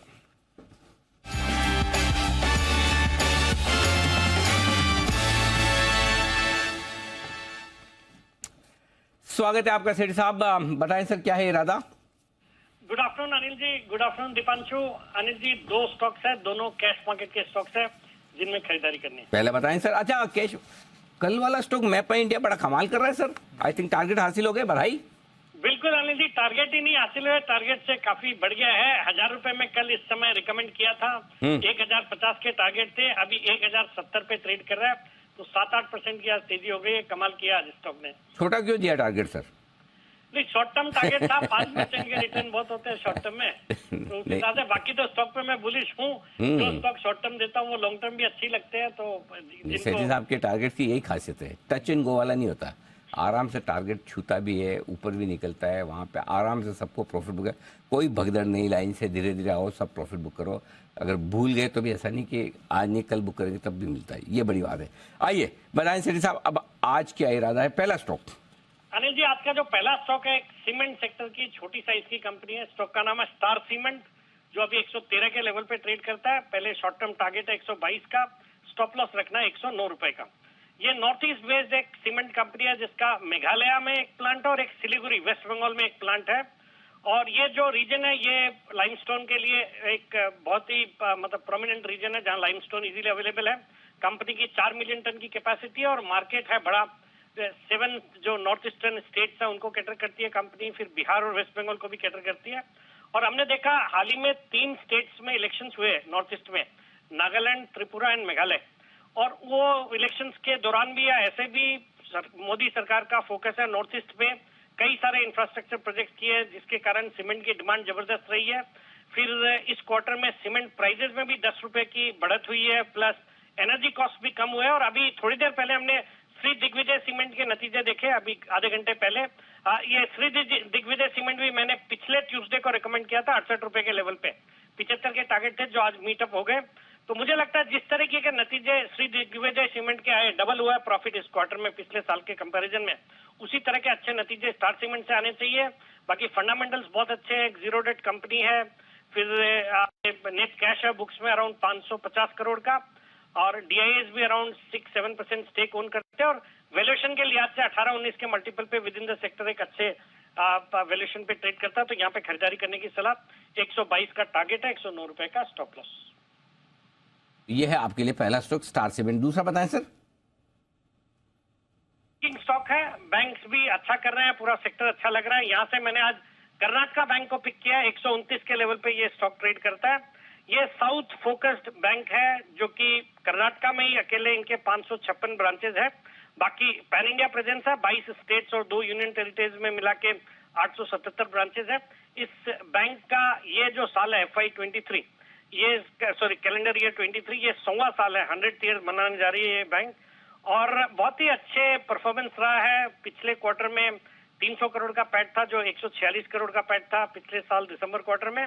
बाकी हर एक फ्रंट पे इंप्रूवमेंट है, एसेट क्वालिटी में, gross NPAs, net NPAs, even CASA ratio अच्छा है 33% का। एफआईएस डीआईएस भी बुलिश लगते हैं, उनकी हिस्सेदारी पिछले साल मार्च क्वार्टर में 17% थी, वो बढ़ के अब 26% हो गई है। और वैल्यूएशन के लिहाज से भी सस्ता है, 4 के मल्टीपल पे है। प्राइस टू बुक वैल्यू से देखेंगे तो 0.6 टाइम्स बुक पे ट्रेड करता है। अच्छी डिविडेंड यील्ड है 3-3.5% की। मुझे लगता है ये स्टॉक भी with in the banking space एक अच्छे वैल्यूएशन पे ट्रेड करता है, सेक्टर अच्छा लग रहा है, तो यहाँ पे खरीदारी करने की सलाह। टारगेट जैसे मैंने बताया 137 का टारगेट, 125 का स्टॉप लॉस। तो 37 का टारगेट, 132, 100 माफ कीजिए सेठी साहब, स्टॉप लॉस क्या बताया? 125। हाँ, 125 का स्टॉप लॉस। तो 137 का टारगेट, 125 का स्टॉप लॉस। खरीदारी करनी है कर्नाटका बैंक, खरीदारी करनी है स्टार सीमेंट। यहाँ पर भी सेठी साहब का है भरोसा। शुक्रिया सर हमारे साथ जुड़ने के लिए। और अपनी कॉल्स शेयर करने के लिए। सुमित जी के पास चलते हैं, सुमित का सुपर हिट।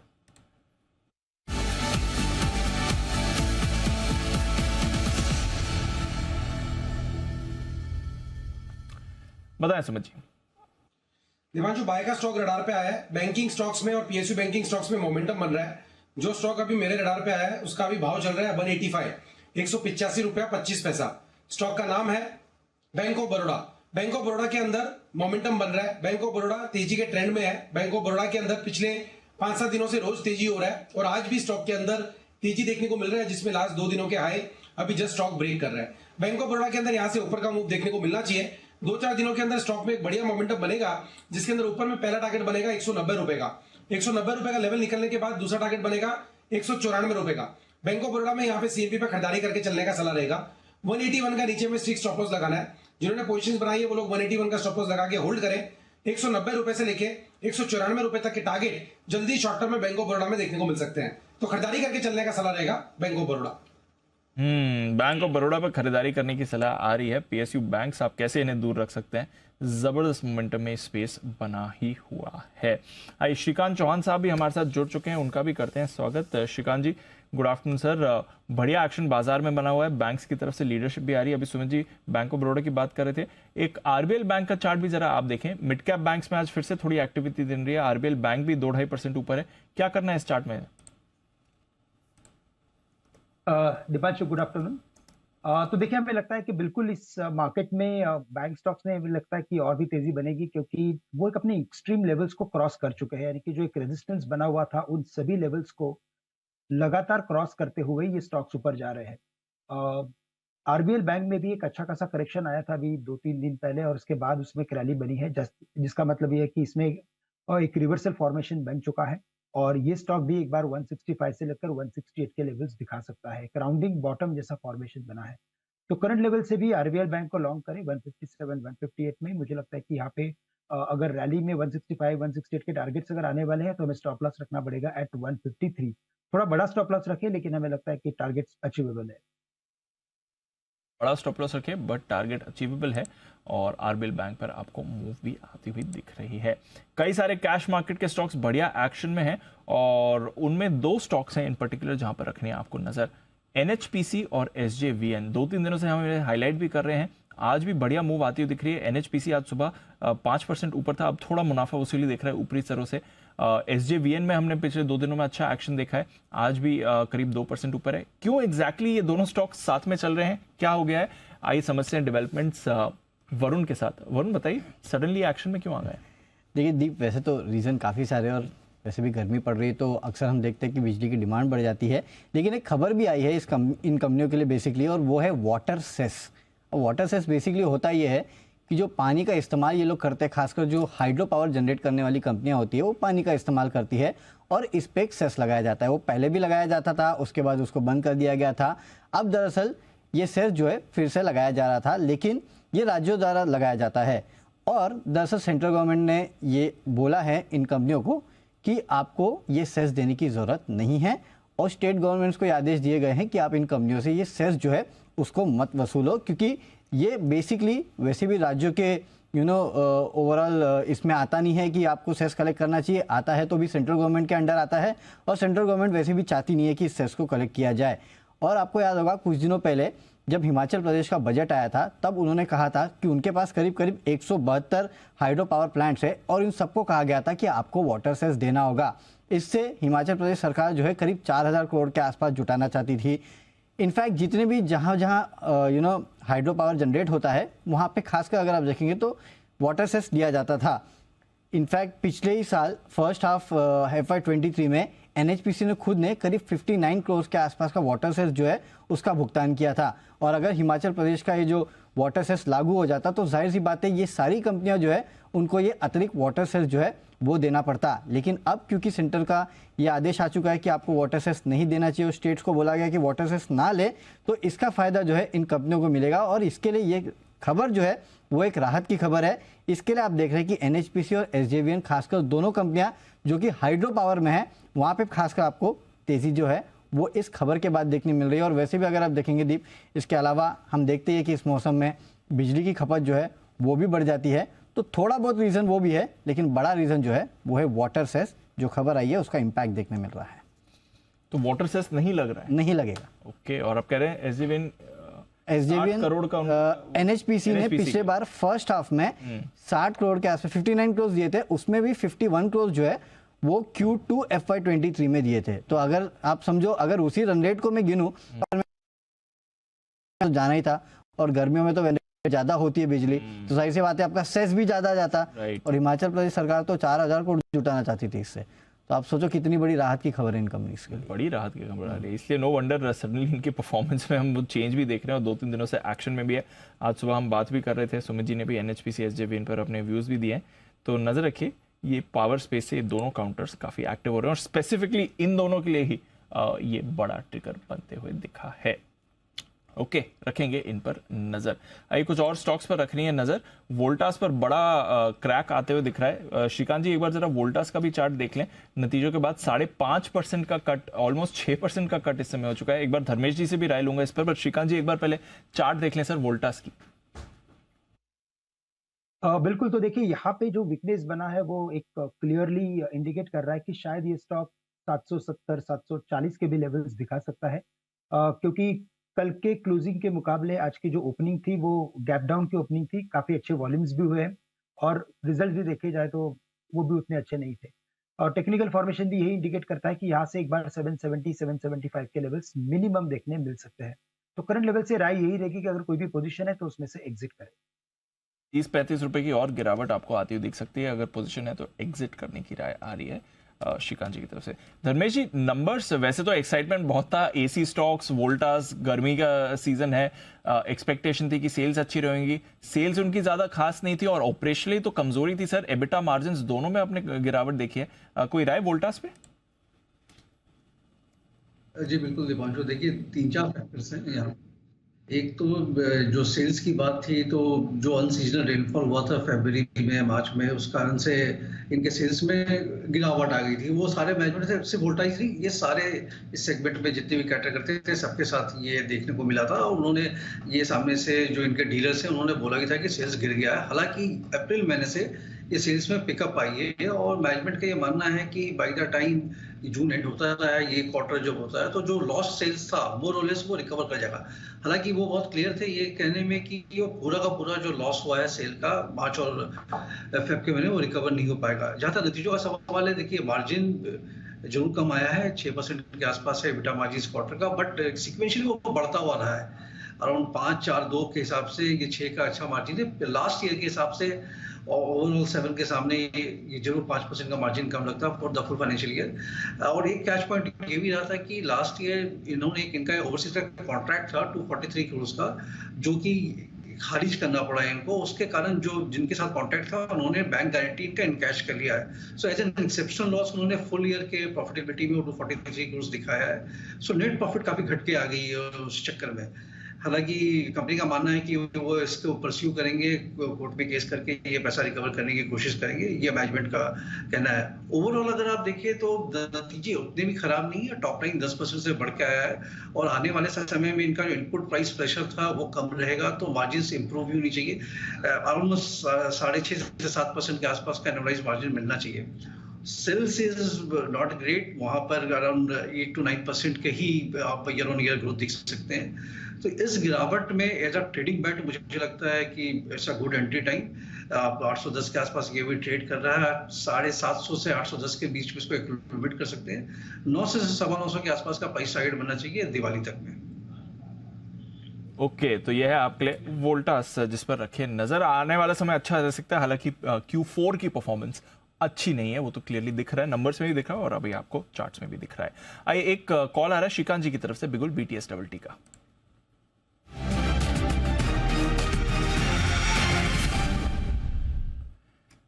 बताएं श्रीकांत जी।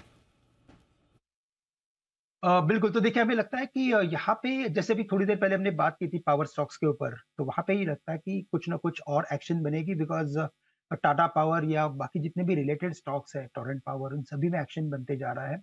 और अगर इस पर्टिकुलर पूरे सेक्टर को अगर देखें तो इसमें जिसमें सबसे बड़ा आउट परफॉर्मेंस था वो था IEX में।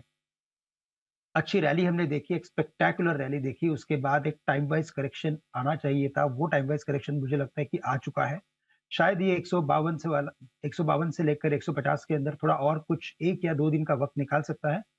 या तो शायद कल के दिन में भी इसमें एक रिवर्सल देखने मिल सकता है, लेकिन it is very close to its important support area. तो मुझे लगता है करंट लेवल से ही 151, 152 में से लॉन्ग करें और टारगेट्स यहाँ पे जो निकल के आ रहे हैं वो आ रहे हैं तकरीबन 165 से लेकर 170 के, तो काफी अच्छा एक अपसाइड समझ में आ रहा है। आज एक्सपायरी भी है तो हमें लगता है कि नेक्स्ट एक्सपायरी में हमें अच्छा खासा एक पुल बैक देखने मिल सकता है। यहाँ पे हमें स्टॉप लॉस रखना पड़ेगा एट 147, तो 147 का स्टॉप लॉस रखिए और IEX को करंट लेवल से खरीदें। एक्स बढ़िया है, नहीं तो सब आजकल कोई इसको देखता भी नहीं देखते भी नहीं है। ऐसा हाल हो गया। खरीदारी करने के लिए IEX 147 का स्टॉप लॉस, 165 170 के टारगेट के लिए, और लंबी समय के बाद पूरे 1 घंटे के बाद तैयार हैं हिमांशु जी, बिगुल हिटमैन हिमांशु।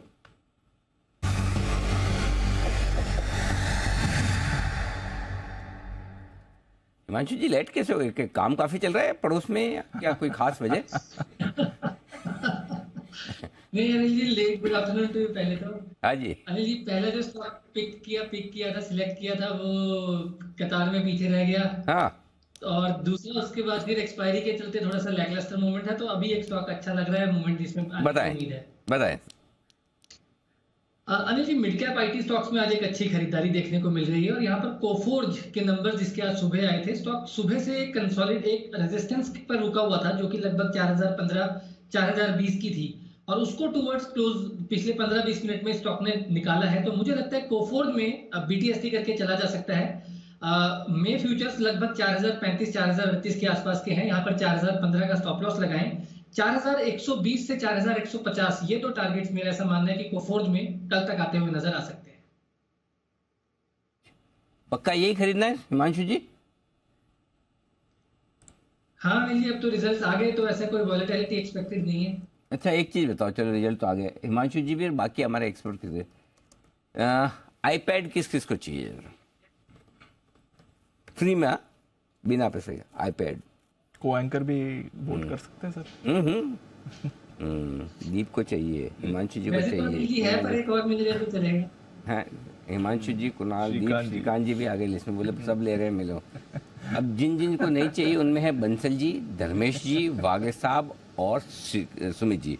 4 लोगों को चाहिए, 4 लोगों को नहीं चाहिए। तो जिनको नहीं चाहिए, जिन्होंने हाथ नहीं खड़ा किया, वो इन 4 लोगों को देंगे। हाँ। आसान काम तो ये है। एब्सोल्युटली। थोड़ा मुश्किल काम, अगर वैसे आसान तो है कि आप इनमें से एक एक 1 by 1 बार्टर सिस्टम से ले लीजिए। मुश्किल काम ये है कि आपको जो कुछ काम आप कर रहे हो, जैसे आपको नौकरी छोड़नी पड़ेगी iPad के लिए। हाँ, नहीं बाकी ये सब लोगों को भी यकीन नहीं है, तो मैं पूरी डिटेल्स बता देता हूँ। तो क्यों, अगर आपको फ्री का iPad चाहिए तो कैसे मिल सकता है, इसकी तरकीब बता रहे हैं अरमान। दीप को भी चाहिए। ये सर कोफोर्ज ज्वाइन करना पड़ेगा फिर। ओह, कोफोर्ज जाना है। ये अभी हिमांशु जी वाले कोफोर्ज सेम। Yes sir. बताइए क्या है डिटेल्स? सर कंपनी जो है, अगर आप देखें तो कंपनी अपने 21,000 जो एम्प्लॉयज से ज्यादा जो है उनको सबको एक एक iPad देने वाली है। 21,000 लोगों को? यस सर, सारे एम्प्लॉयज को देने वाली है।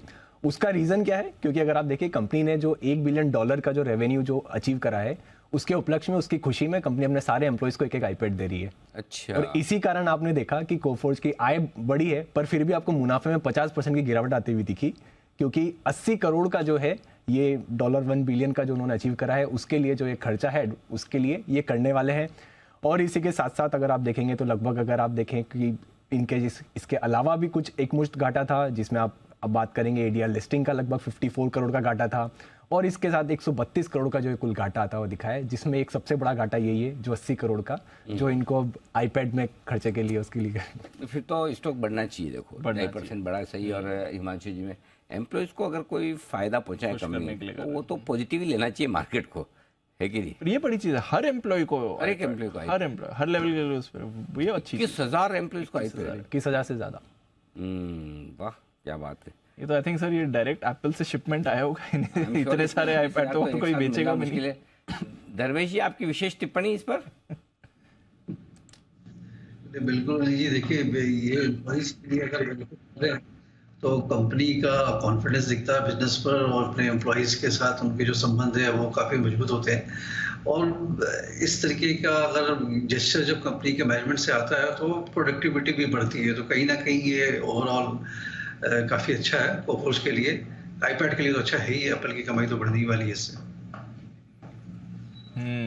एप्पल के लिए तो अच्छी है, बट कोफोर्ज के एम्प्लॉयज के लिए और अच्छी खबर आ रही है। 21,000 एम्प्लॉयज को एक एक आईपैड मिलने वाला है, तो ये खबर है। इसलिए कोफोर्ज का मुनाफा जब हमने सुबह देखा 50% की गिरावट, हम सरप्राइज भी हुए थे, बट अब वजह सामने आई है 80 करोड़ के खर्च पर ये वन टाइम किया जा रहा है। इस बीच लॉरस लैब्स के नंबर्स आपकी स्क्रीन पर आ रहे हैं। कुणाल जी चार्ट भी जरा पुल अप कर लीजिए। लॉरस लैब्स, इसके नंबर्स की हम बात भी करते हैं। आय यहां पर 1381 करोड़ की आई है, अनुमान से कम है। 1526 करोड़ की आय का अनुमान लगाया जा रहा था, तो फर्स्ट कट रेवेन्यू डेफिनेटली अनुमान से कम आते हुए दिख रहा है। 1381 करोड़ की आय आई है, 1425 से घटकर, एंड मोर इंपॉर्टेंटली अनुमान से तो काफी कम है लॉरस लैब्स की आय आती हुई। मुनाफे के फिगर पर भी आंकड़ा रहेगा। अगर आय गिरकर आई तो देखते हैं मुनाफे पर कितना असर पड़ा है। मुनाफा इनका 232 करोड़ से घटकर 103 करोड़ का आते हुए दिखा है। हमने अनुमान मुनाफे का 214 करोड़ का लगाया था, उसके सामने 103 करोड़ का आया, आधे से भी कम आया है मुनाफा। मार्जिन्स यहां पर 28% के मार्जिन्स घटकर आपके 20.5% के आते हुए दिख रहे हैं। हमने अनुमान मार्जिन्स का 27% का लगाया था, तो बेहद खराब नंबर्स आपके आते हुए दिख रहे हैं। कामकाजी मुनाफा भी 397 करोड़ से घटकर 286 करोड़ का है। हमने एक्सपेक्ट किया था कि कामकाजी मुनाफा बढ़कर आएगा। आई डोंट नो अगर कोई वन ऑफ है जिसकी वजह से इतना बड़ा कट है, but on all fronts margins, EBITDA, revenue और प्रॉफिट काफी डिसअपॉइंटिंग नंबर्स हैं। स्पेशली मुनाफे में तो एक बड़ी बड़ी गिरावट आती हुई दिखी है। कुणाल जी चार्ट्स भी देखें सर, लॉरस लैब्स। देखिए चार्ट भी उतना ही डिसअपॉइंटिंग है दीपांशु। लगातार हम अंडर परफॉर्मेंस इस चार्ट से देख रहे हैं। फ्रेश ब्रेकडाउन अभी जैसे हम बात कर रहे हैं चार्ट पर आता हुआ दिख रहा है। एक मेजर सपोर्ट है ये 292 के आसपास, जो कि अभी भंग होता हुआ नजर आ रहा है। नीचे स्टॉक फिसल रहा है, तो अगर 290 के नीचे आज बंदी आती है इसमें, तो मान करके चलें कि और इसमें गिरावट देखने को मिल सकती है। यहाँ पर इन स्तरों पर नए शॉर्ट्स करना बहुत ज़्यादा सेफ नहीं है, क्योंकि स्टॉक काफ़ी गिर चुका है। लेकिन जिस तरह के चार्ट स्ट्रक्चर है, कमज़ोर चार्ट है, और इसमें मुझे लगता है कि उछाल में निकलने का प्रयास करना चाहिए। चार्ट है, उछाल में निकले भी, और नंबर्स बेहद खराब आपको आते हुए दिख रहे हैं। 1526 करोड़ की आय का हमने अनुमान लगाया था, उसके सामने 1381 करोड़ की आय आई है। पिछली बार 1425 करोड़ की आई थी, तो आय का फ्रंट डेफिनेटली डिसअपॉइंटिंग है। रेवेन्यू ही वीक है, उसके बाद और भी ऑपरेशनल फैक्टर्स हैं। आई थिंक थोड़ा इन्वेंट्री एडजस्टमेंट भी किया है, जिसकी वजह से कामकाजी परफॉर्मेंस पर असर है। बट ओवरऑल बेहद खराब नंबर्स आपके आते हुए दिख रहे हैं जहां तक लॉरस लैब्स का सवाल है, और स्टॉक भी नेगेटिव रिएक्शन आपको इस समय दिखा रहा है। सुमित जी के पास चलते हैं और लेते हैं सुमित का super hit.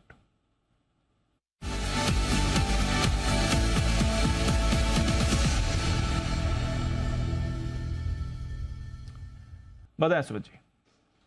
Divanshu, market days high पे आ गया। निफ्टी ने हाई लगा दिया और बैंक निफ्टी जस्ट अभी हाई तोड़ने वाला है। तो मेरे को लग रहा है कि बैंकिंग स्टॉक्स में यहाँ पे मोमेंटम और आएगा। तो जो स्टॉक अभी मेरे रडार पे आया उसका भी भाव चल रहा है 917 रुपया 50 पैसा। स्टॉक का नाम है आईसीआईसीआई बैंक। आईसीआईसीआई बैंक के अंदर रिसेंट के स्विंग हाई ब्रेक हो रहे हैं। पिछले 3 दिनों से स्टॉक धीरे धीरे करके तेजी दिखा रहा है, और 8-10 दिन पहले के जो 917-1725 की हाई थे वो ब्रेक हो रहे हैं। तो आईसीआईसीआई बैंक में अब यहाँ से ऊपर का मूव बनना चाहिए। आज और आने वाले 3-4 दिनों के अंदर आईसीआईसीआई बैंक के अंदर यहाँ से एक बढ़िया तेजी ऊपर की तरफ देखने को मिल सकती है। तो यहाँ पे सीएमपी पे खरीदारी करे आईसीआईसीआई बैंक। नीचे में इसका सपोर्ट और स्टॉप लॉस जो बन रहा है 900-905 के पास बन रहा है। 905 के स्टॉप लॉस से आईसीआईसीआई बैंक में खरीदारी करके चलने का सलाह रहेगा। ऊपर में जो पहला टारगेट बनेगा 935 का, दूसरा टारगेट बनेगा 940 का। 2-4 दिनों के अंदर ये लेवल ऊपर में देखने को मिल सकते हैं, इसके लिए खरीदारी करके चलने का सलाह रहेगा 905 के स्टॉप लॉस से 935-940 के टारगेट्स के लिए। 935-940 के टारगेट के लिए खरीदारी करें। आईसीआईसीआई बैंक, इस पर आपको रखना है नजर। नतीजों के बाद स्टॉक भी थोड़ा स्टडी रहा है, और नतीजे आज एक्सिस बैंक के आने वाले हैं, तो बैंक स्पेस में तो आपको भरपूर मूवमेंट बनते हुए दिखेगा ही। बट एक और इंपॉर्टेंट डेवलपमेंट है जिसकी करनी है बातचीत, और वो है निफ्टी में कुछ बदलाव हो रहे हैं स्टॉक्स को लेकर।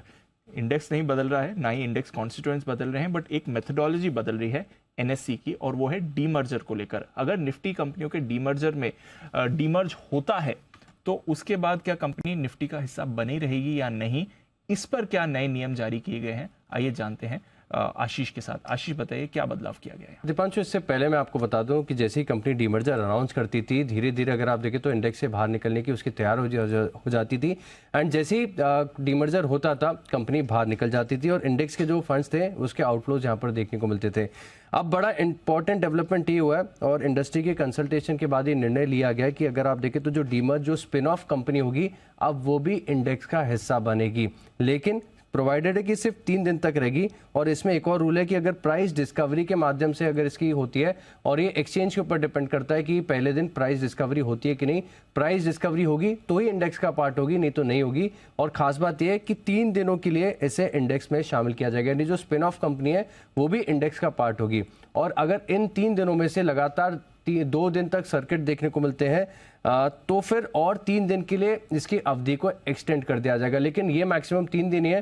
फिर अगर चाहे वो 3 दिनों में से नेक्स्ट जो 3 डेज है इसमें 2 बार अगर सर्किट लग जाए, 3 दिन सर्किट लग जाए तो भी मैंडेटरीली ये बाहर हो जाएगी। अब इंटरेस्टिंग बात ये कि मान लीजिए कि अगर निफ्टी में 2 कंपनियां बड़ी ऐसी हैं जो डीमर्जर अनाउंस करती हैं, तो अब आप देखेंगे कि निफ्टी में 50 से ज़्यादा कंपनियां जो है वो आ जाए, क्योंकि ये भी अब इंडेक्स का पार्ट कुछ दिनों के लिए एटलीस्ट मैक्सिमम 6 दिन तक बन सकती है, लेकिन वो क्राइटेरिया यहाँ पर पूरा करना पड़ेगा।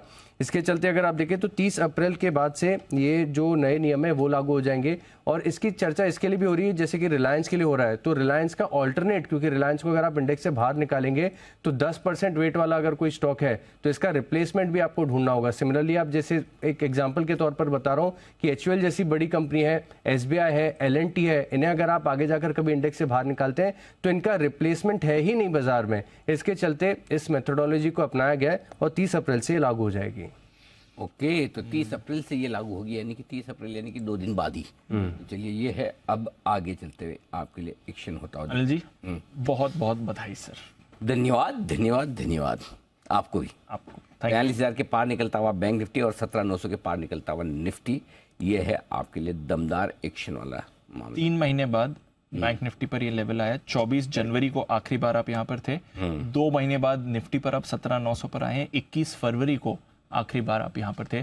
तो लंबे वेट के बाद, साइजेबल करेक्शन के बाद एक बढ़िया रिकवरी और वापस उन लेवल्स पर आप आते हुए दिख रहे हैं। लेवल्स अब बताएं सर। 43.75 की आपने आज की अपसाइड बताई थी बैंक निफ्टी की, 43.30 का लगभग हाई है इस समय। क्या अभी तो टाइम कितना, 3 बार ही हुआ है। 3 बार आ जाएगा। हाँ आराम से अभी तो टाइम है।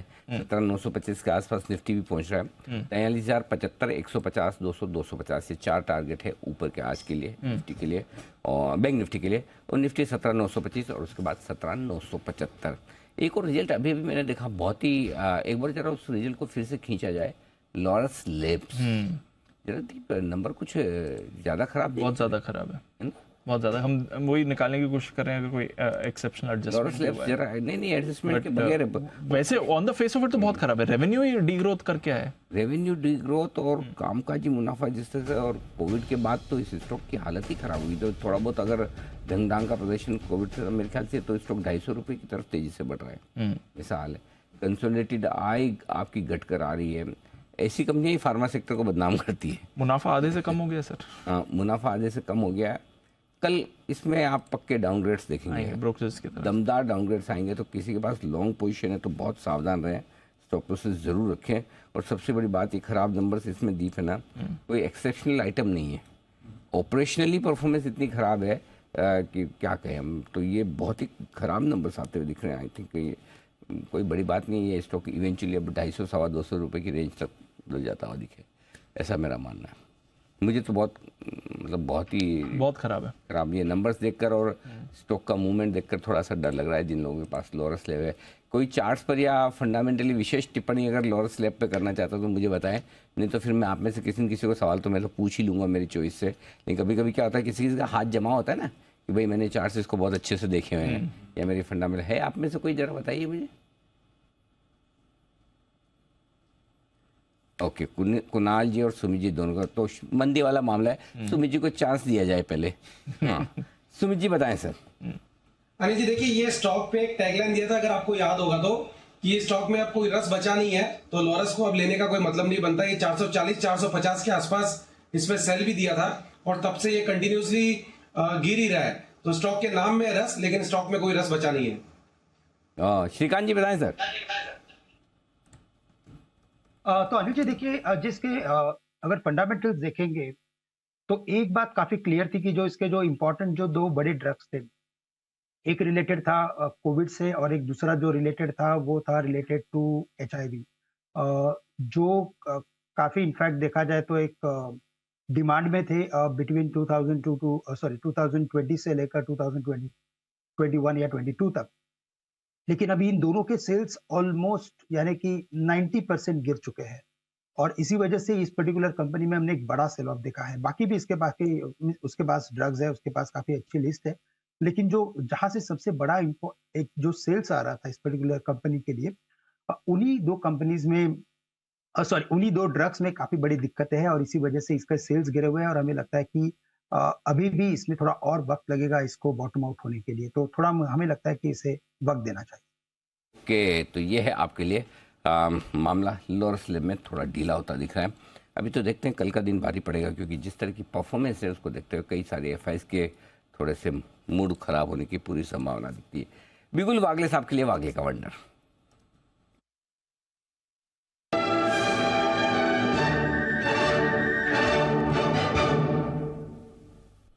बताएं सर। अनिल जी, बजाज ऑटो को BTST करके बाय करके चलना चाहिए। 439293 का करंट भाव है मे फ्यूचर्स का।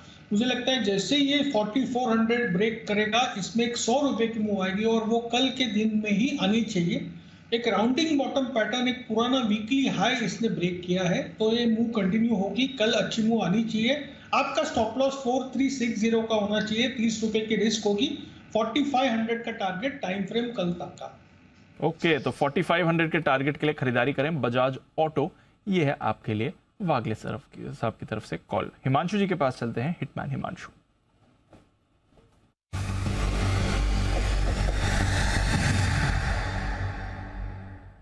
बताएं हिमांशु जी। जी, मुझे लगता है कि डॉक्टर रेड्डी जिस हिसाब से आज क्लोजिंग दे रहा है सीरीज की, ये स्टॉक है जो रडार पे रहना चाहिए। और यहाँ पर एक चैनल जिस अप स्लोपिंग चैनल में ट्रेड करता है, मुझे लगता है इसमें एक अच्छा ब्रेकआउट आता हुआ नजर आ सकता है। ये स्टॉक 3-4 दिन पहले लगभग इन्हीं लेवल्स पर आया था, एक शार्प 2-3 दिन की करेक्शन देखने को मिली और आज सिंगल डे में पिछले 3 से 4 जो सेशंस में जो रिट्रेसमेंट थी वो कवर करते हुए नजर आया है। तो मुझे लगता है डॉक्टर रेड्डी यहाँ पर BTST करके चला जा सकता है। फ्यूचर्स के लेवल्स हैं लगभग 4945 4950 के आसपास के। 4910 का स्टॉप लॉस लगाना है और मेरा मानना है कि 5020 से 5050 ये दो टारगेट्स यहाँ पर कल तक देखने को मिल सकते हैं। डॉक्टर रेड्डीज में खरीदारी करके चलने की सलाह है। ओके, 5020 5050 ये है डॉक्टर रेड्डीज पर खरीदारी की सलाह। इस बीच इंटरेस्टिंग खबर आ रही है गोदरेज कंज्यूमर और रेमंड को लेकर। एसेंशियली कल से ही खबरें चल रही हैं कि रेमंड का कंज्यूमर बिजनेस या पार्ट्स ऑफ रेमंड का कंज्यूमर बिजनेस खरीदने के लिए तैयार है गोदरेज कंज्यूमर। दोनों कंपनीज की तरफ से ऑफिशियली कुछ नहीं आया, बट आज रेमंड की प्रेस कॉन्फ्रेंस है 3:30 बजे, गोदरेज कंज्यूमर की प्रेस कॉन्फ्रेंस है 4:30 बजे। अभी अभी एक एक्सचेंज पर क्लैरिफिकेशन आया अनिल जी गोदरेज कंज्यूमर की तरफ से। वो रिपोर्ट्स पर कह रहे हैं कि एक नॉन बाइंडिंग ऑफर सबमिट किया गया था 20 जनवरी को और फिर ड्यू डिलिजेंस पीरियड था 23 फरवरी से 24 अप्रैल तक का। तो कंप्लीट हो गया, इतना उन्होंने कहा है। उतने बोला, इतना कहा है कि we would like to clarify negotiations are taking place. Non binding offer 20 जनवरी को सबमिट किया गया था, 23 फरवरी से 24 अप्रैल तक ड्यू डिलिजेंस पीरियड भी था। जॉइन द डॉट्स कर लीजिए। बिल्कुल, तो ये है, ऐसा लग रहा है कि रेमंड के कंज्यूमर कारोबार में जिसमें परफ्यूम बनाते हैं, टेल्कम पाउडर है, बाकी दूसरे टॉयलेटरीज वगैरह ये जो बनाते हैं वो प्रोडक्ट्स हैं, जेके हेलन कर्टिस के नाम से बनते हैं। अच्छा, मैं यूज किया हूँ ना, पुराने हैं ना, पार्क एवेन्यू के आते हैं, पार्क एवेन्यू जेके हेलन काफी पॉपुलर भी होते थे वो वाले उस समय, एक जमाने में। अब तो अंतर्राष्ट्रीय ब्रांड्स बहुत आ गए इसलिए अलग बात है, अदरवाइज पहले तो यही चलते थे। बिल्कुल। और पार्क एवेन्यू का वो पहले माना भी जाता था इंटरनेशनल ब्रांड, कुछ काफी लोग उसे डायरेक्टली रेमंड से एसोसिएट नहीं करते थे, उससे नाम सेपरेट होता था उसका था। और एक सबसे ज्यादा जो ब्रांड चलती थी आफ्टर शेव वाली, वो ओल्ड स्पाइस सबसे 2-3 ब्रांड होती थी, उसमें एक प्रीमियम होती थी old spice. Correct. I am sure यहाँ पे सब लोगों ने ओल्ड स्पाइस तो सब यूज किया ही होगा 100%। तो ये रेड बॉटल में आता है। हाँ, दो उसके वो आते थे, एक तो मस्क और एक लेमन। ये वैसा वाला हाल है जैसा है ना हिंदुस्तान मोटर्स की एम्बेसडर, एक ही कलर, एक ही मॉडल, एक ही डिजाइन, सब कुछ एक, लेना है तो लो। बस चलिए, तो ये है आपके लिए रेमंड्स, और रेमंड्स ने आज बड़ी दौड़ इस वजह से लगाई भी है। शायद लोगों को ये लग रहा है कि रेमंड्स के लिए अच्छी खबर है, और गोदरेज का नीचे, रेमंड ऊपर है, 8% ऊपर था आज। एग्जैक्टली। एक चार्ट चेक भी ले लेते हैं रेमंड पर। सुमित जी हैं भी हमारे साथ। सुमित जी देखें, 6.5% अभी भी ऊपर है रेमंड। दिवांशु, रेमंड के अंदर मोमेंटम बहुत स्ट्रांग बना हुआ है। पिछले 15 दिनों से 20 दिनों से स्टॉक ने लोअर लेवल से करीब करीब 700 पॉइंट की तेजी दिखा दी है। तो स्टॉक का स्ट्रक्चर तो मजबूत ही है, स्टॉक के अंदर ऊपर का मूव ही देखने को मिलना चाहिए। बस ये है कि फ्रेश बाय यहाँ पे एक बार बनेगा नहीं, क्योंकि रैली बहुत स्ट्रांग बनी है। तो कोई भी डिप आता है तो फ्रेश खरीदारी करना है। एग्जिस्टिंग पोजीशन जरूर होल्ड करके चले। 1640 1650 का ट्रेलिंग स्टॉप लॉस लगाना है। ऊपर के अंदर 1800 का पहला टारगेट बनेगा, 1850 का पोजिशनल तौर पे बड़ा टारगेट बनेगा। तो ये दो टारगेट्स को ध्यान में रखते हुए एग्जिस्टिंग पोजीशन होल्ड करें, और कोई भी डिप आता है तो फ्रेश खरीदारी भी कर सकते हैं। दीपांशु, एक बिगुल भी यहाँ पे, एक बिगुल सुमित जी के लिए, सुमित का super hit.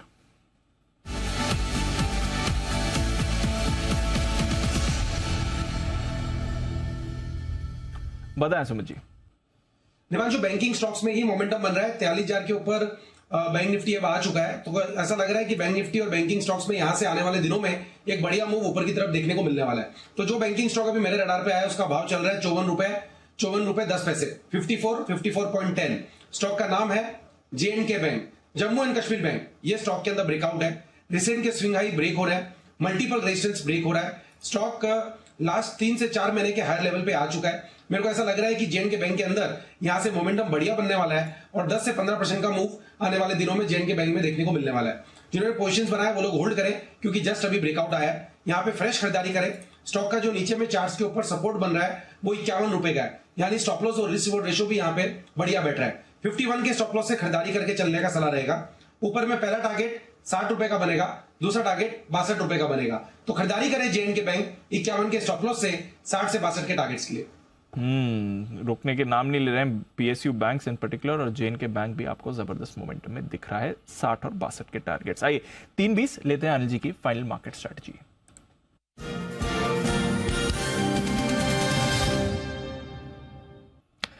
Anil ji, series के हाईएस्ट पॉइंट पर आप एक्सपायरी के लिए क्लोज हो रहे हैं, महीने के हाईएस्ट पॉइंट पर, 2 महीने के हाईएस्ट पॉइंट पर आप एक्सपायरी के लिए क्लोज हो रहे हैं। तो इससे बढ़िया और क्या चाहिए? बताएं सर, क्या करना है? 17,900 के ऊपर तेजी। हाँ, अपना तो व्यू क्लियर है, दीप क्लियर है, और काफी समय से क्लियर है। जिसको डर लगता है कल सुबह के खरीद ले, और जो पैसा कमा कर बैठे हैं और कॉन्फिडेंस के साथ बैठे हैं, अपनी पोजीशन तेजी की बरकरार रखें। फ्रेश खरीदना चाहें तो भी खरीद सकते हैं, लेकिन फ्रेश बेहतर है कल खरीद लें ओवरनाइट रिस्क रखने के बजाय, क्योंकि आप जिन लेवल के आसपास बंद हो रहे हो एग्जैक्टली वो टारगेट लेवल है, और एक्सपायरी में थोड़ी शॉर्ट कवरिंग, थोड़ी खरीदारी की वजह से वो टारगेट मिले। तो आप कल भी कर ले तो कोई हर्ज नहीं है, ऐसा कुछ नहीं है। कल चाहे तो 18,000 के ऊपर ले लेना, निफ्टी क्या फ़र्क पड़ता है, और 43,000 के ऊपर टिक जाएगा तो बैंक निफ्टी ले लेना। और अगर अभी ले रहे हैं तो आप 42,700 का पुट ऑप्शन खरीद कर रखें निफ्टी में, और 17,800 का पुट ऑप्शन खरीद कर रखें बैंक निफ्टी में, अगर आपको हेज करना है तो। बाकी तेजी की पोजीशन बरकरार रखने की राय, कोई दिक्कत वाली बात नहीं, क्लियर कट है। आइए, तैयार है जय ठक्कर कैश का option.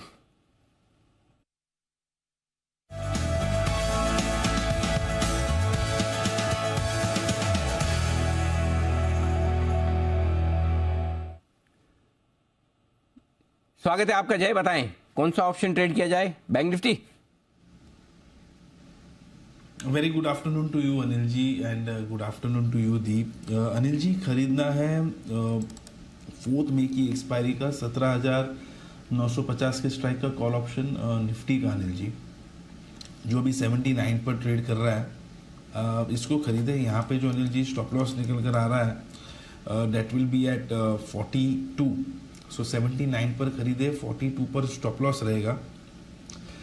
First target Anil ji इसका जो है that is 139, and second target जो है दैट इज 164। सो 139, 164 ये दो टारगेट्स के लिए खरीदे 17,950 के स्ट्राइक का कॉल ऑप्शन 4 मई की एक्सपायरी का।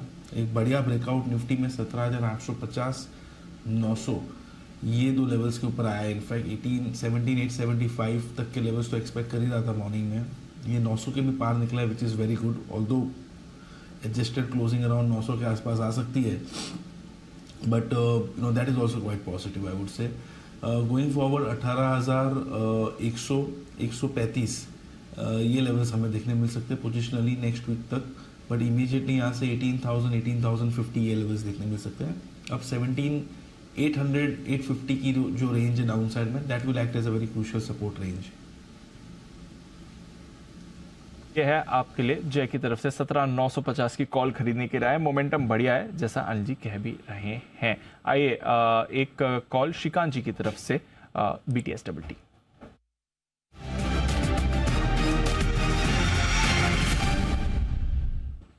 बताएं श्रीकांत जी। बिल्कुल, तो देखिए दीपांशु, हमें लगता है कि थोड़े ऑटो स्टॉक्स में भी कुछ एक्टिविटी बन रही है और यहाँ से अगर कोई मोमेंटम अगर बन रहा है किसी स्टॉक में, तो हमें लगता है महिंद्रा एंड महिंद्रा एक ऐसा स्टॉक है कि जिसे लॉन्ग करके चल सकते हैं। और 1224 1225 के करीब ट्रेड कर रहा है। एक साइडवेज एक्टिविटी के बाद इसमें एक ब्रेकआउट फॉर्मेशन बन रहा है। कम से कम 1260 के लेवल से दिखा सकता है। करंट लेवल से लॉन्ग करे 1224 1225 में। स्टॉप लॉस यहाँ पे रखे एट 1200 रुपए के करीब का, यानी 25 रुपए का स्टॉप लॉस रखे। टारगेट्स कम से कम 50 से 55 रुपए के नजर आते हैं। तो ये है आपके लिए श्रीकांत जी की तरफ से M&M, इस पर रखनी है नजर। स्टॉक में अच्छा मोमेंटम भी बन रहा है, बढ़िया रोटेशन है। एक्सपायरी डे एक्शन जो आपको चाहिए होता है वो आते हुए भी दिख रहा है। कई सारे स्टॉक्स हैं टुवर्ड्स एंड ऑफ ट्रेड जो अच्छी मूव के साथ क्लोज भी होते हुए दिख रहे हैं, और उसमें M&M पर भी रखी नजर। खैर एनीवे बाजार का फेवरेट ही रहा है ये काउंटर काफी समय से, और आज भी अच्छी मूव के साथ क्लोज हो रहा है। कुछ और फाइनल स्टॉक्स पर नजर डाल देते हैं क्लोजिंग से पहले, जहां पर मूव अच्छी आ रही है। L&T टेक तो आज दमदार नतीजों से दौड़ा ही है। LTI माइंट्री, इसके भी आने वाले हैं नतीजे कल आई थिंक, और इस स्टॉक में भी आपको एक बढ़िया मूव आई थिंक आज ही आने वाले। LTI माइंट्री आज आ रहे हैं, आज ही आ रहे हैं। L&T टेक के कल आए थे, उस पर आज रिएक्शन है। LTI माइंट्री आज आएंगे नतीजे, कल आप देखेंगे कि नतीजों के बाद की मूव क्या आती है, बट डेज हाई पर क्लोज हो रहा है। एक बार हिमांशु जी चार्ट्स देख लें LTI माइंट्री सर। बिल्कुल दीप, इनफैक्ट सुबह से ये स्टॉक रडार पर है, और मुझे लगता है कि कहीं ना कहीं LTTS के नंबर्स के बाद LTI में एक शॉर्ट कवरिंग देखने को मिली आज बीइंग एक्सपायरी, और एक इंपॉर्टेंट डबल बॉटम पोटेंशियल 4130 4120 के आसपास स्टॉक ने सपोर्ट लिया है। स्टॉक ने जैसे ही 4200 के ऊपर स्पॉट में मूवमेंट शुरू करी, मुझे लगता है शॉर्ट कवरिंग देखने को मिली है जो स्टॉक को लगभग 100-125 रुपए ऊपर लेके आई है। इमीडिएट शॉर्ट टर्म में मेरा ऐसा मानना है कि 4400 रुपए तक स्टॉक में रिकवरी बनते हुए नजर आ सकती है। उसके बाद वहां से देखना पड़ेगा कि स्टॉक में एक स्ट्रेंथ देखने को मिलती है कि नहीं। जिन्होंने आज इसमें तेजी की पोजीशंस ली है, होल्ड करके चलें, स्टॉप लॉस मेंटेन करें 4300 का। ओके, 4300 के स्टॉप लॉस के साथ यहाँ पर आप पोजीशन मेंटेन कर सकते हैं, और LTI माइंट्री अच्छी मूव आ रही है। क्रॉम्पटन ग्रीव्स में भी एक बाउंस बैक आया है, देखते हैं ये स्टॉक सस्टेन करेगा या नहीं। धर्मेश जी, क्रॉम्पटन ग्रीव्स पर आपकी कोई कवरेज है सर? जो MD and CEO साहब गए उसके बाद बड़ा क्रैक आया, फाइनली अब थोड़ा रिकवर कर रहा है। मैनेजमेंट चेंज पर कोई व्यू क्रॉम्पटन ग्रीव्स? जी Deepanshu, we don't cover Crompton, but आज एक जबरदस्त बाउंस बैक जरूर इस काउंटर पर आया। नजर रखिएगा 2 दिनों की बड़ी गिरावट के बाद इस पर सुधार हुआ है। इप्का लैब्स भी 2 दिनों से काफी भरी पिटाई ले रहा था। आज फॉर्म 483 की खबर भी आई इनके दमन फैसिलिटी की, सिलवासा फैसिलिटी की, उसके बाद ये काउंटर भी रेडार पर रखिए। बट आइए फिर सीरीज हाईज पर बंद हो रही है। Days high, weeks high, months high और सीरीज हाई पर आपको क्लोजिंग दिख रही है। स्टॉक ऑफ द डे भी ठीक है, बहुत सिंजीन और SBI बंद हो रहा है, डेज हाई पर बंद हो रहा है। SBI लाइफ देखिए डे हाई पर आता हुआ दिख रहा है। सिंजीन भी दिन पर मजबूती के साथ रहा है, तो दोनों ही स्टॉक का अच्छे नंबर। पहले टारगेट पर बंद हो रहा है, पहले टारगेट ऊपर ही बंद हो रहा है। 1140 का पहला था, तो काफी, और सिंजीन तो तीनों ही टारगेट आई गए, बढ़िया मजबूत रहा है, काफी अच्छे। और रिजल्ट पे आज एक अच्छी बात दिखी दीप की, इनफैक्ट आज के पिछले 2-3 दिनों से आमतौर पर रिजल्ट पे अच्छे रिएक्शन आ रहे हैं। मिड कैप्स में, लार्ज कैप में नहीं आ रहे। बैंक्स वगैरह में, अब बड़े स्टॉक्स में देखें तो उतना रिएक्शन नहीं है नंबर्स पे IT में, इनमें, लेकिन मिड कैप्स में अच्छे रिएक्शन आ रहे हैं रिजल्ट पर। वो बढ़िया एक एक्शन आपको नजर आएगा जी। बजाज ऑटो आज का टॉप गेनर रहा है। बजाज फाइनेंस क्लोजली फॉलो करते हुए। SBI लाइफ में अच्छी मूव, नतीजों से पहले बजाज फिनसर्व एक्टिव था। BPCL, Infosys, Hindalco, Kotak bank, L&T यहाँ पर अच्छी खरीदारी है। रेड्डीज, साथ ही ITC ये भी काफ़ी एक्टिव था। टाटा कंज्यूमर में अच्छी मूव आई है। Sun Pharma, M&M, Tata Steel, NTPC, Reliance यहाँ पर भी पॉजिटिव मोमेंटम रहा। इनफैक्ट सिर्फ 10 निफ्टी स्टॉक्स हैं नीचे क्लोज हो रहे हैं। इसमें HDFC लाइफ नतीजे के बाद सुस्त, HUL इसके नतीजे आए थे, ये भी सुस्त बंद हो रहा है। पावर ग्रिड, ओएनजीसी, अदानी और नतीजों से पहले एक्सिस में हल्की फुल्की नरमी आपको दिख रही है। वायदा कारोबार की तरफ आए, जबरदस्त मोमेंटम एल&टी टेक नतीजों के बाद 8.5% की रैली इस पर आई है। ग्लेनमार्क लंबे समय बाद ये रेडार पर था, 6% ऊपर। सिटी यूनियन बैंक, यहाँ पर भी एमडी एंड सीईओ का कार्यकाल 3 साल से बढ़ रहा है, आरबीआई की मंजूरी मिल चुकी है। वोडाफोन आइडिया यहाँ पर 4.5% का उछाल। सिंजीन, जैसा जी बात कर ही रहे थे।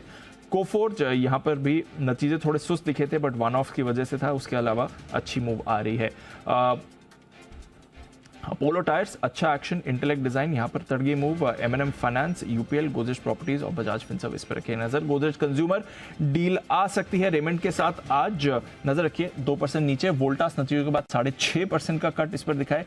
जीएनएफसी वायदा कारोबार के बाद में एक दिन के लिए आज आया था, कल की वैलिडेशन हुआ। लुपिन, बलरामपुर, जी एंटरटेनमेंट, श्री सीमेंट और लॉरस नतीजों के बाद आपको सुस्त दिखे हैं। बट अनिल जी, 17,900 के ऊपर आपको 2 महीने बाद क्लोजिंग, 43,000 के करीब बैंक निफ्टी पर आपको क्लोजिंग दिखती है। 43,000 के थोड़ा नीचे आ जाएगा बट इंट्राडे में 43,000 का लेवल बैंक निफ्टी में भी। और भी कुछ मांगते तो मिल जाता, आज तो मिल जाता सर, जबरदस्त। और अच्छी बात है कि बैंक निफ्टी के लिए 17,925 का ऊपर का लेवल दिया था, आज का हाई 17,931 बंद वहीं जाके हो रहा है, और निफ्टी भी 43,000 पर ही बंद हो रहा है। तो एकदम सही लेवल पर जाकर बंद होते हुए दिख रहे हैं आपको बाजार। चलो बढ़िया, अच्छी क्लोजिंग मिली है फाइनली आज लंबे समय के बाद। एक और 4 के 4 दिन, 4 आउट ऑफ 4 इस हफ्ता, one of the best in recent times.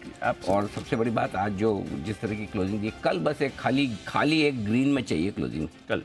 हाँ, निफ्टी तो मेरे ख्याल, बैंक निफ्टी तो मेरे ख्याल से 43,000 के ऊपर ही आएगा।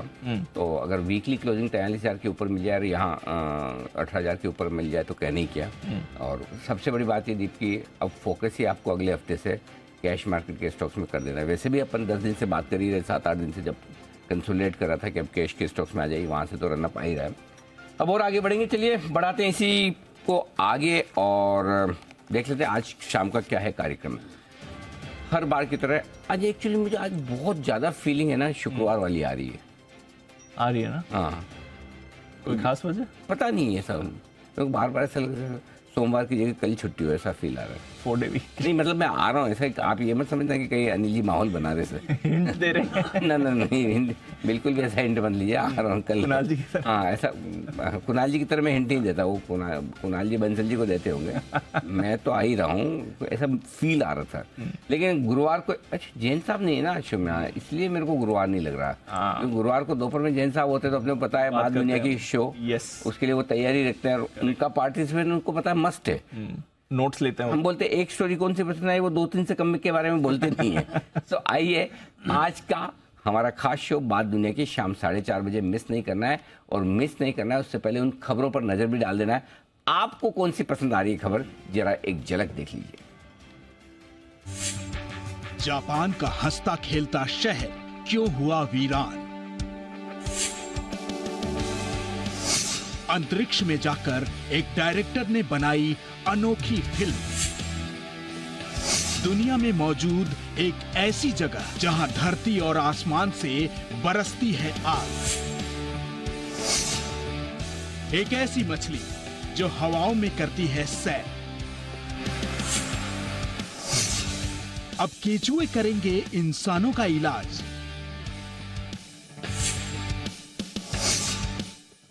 और बताएंगे क्यों सूख रही इटली की सबसे बड़ी नदी।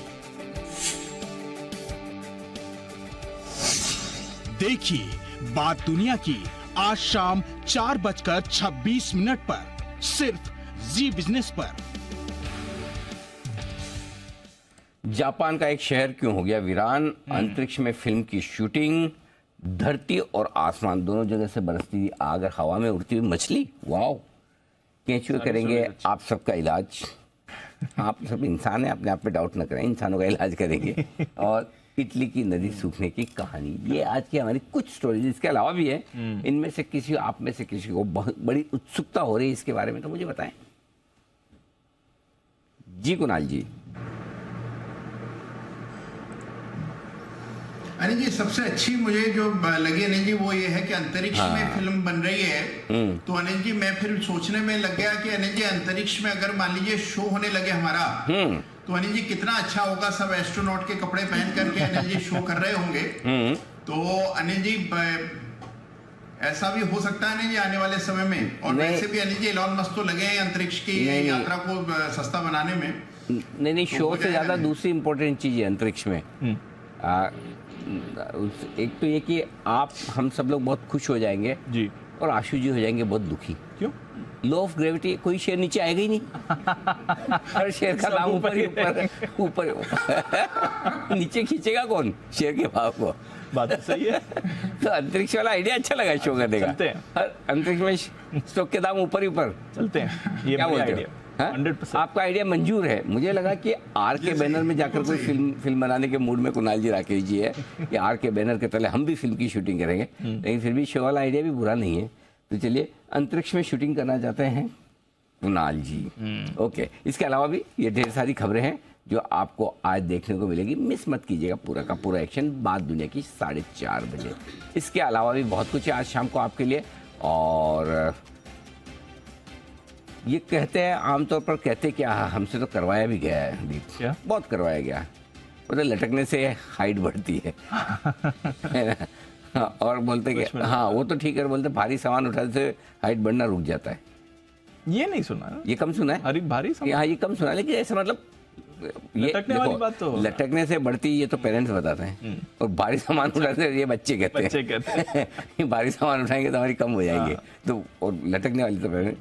लेकिन ये बड़ा सवाल है कि क्या सुबह के समय ही आपको एक्सरसाइज करनी चाहिए, क्या दूध पीने से बच्चा सेहतमंद रहता है, क्या लटकने से लंबा होता है, इस तरीके की बहुत सारी चीजें हैं। क्योंकि ये ना बहुत सारे मिथ बना रखे लोगों ने फिटनेस से जुड़े। अब ये सही है गलत है भगवान जाने, चल रहा है। जैसे एक और है ना वो बहुत सारा जो बोलते हैं चाय पियोगे तो काले हो जाओगे, दूध पियोगे तो गोरे हो गए, है ना।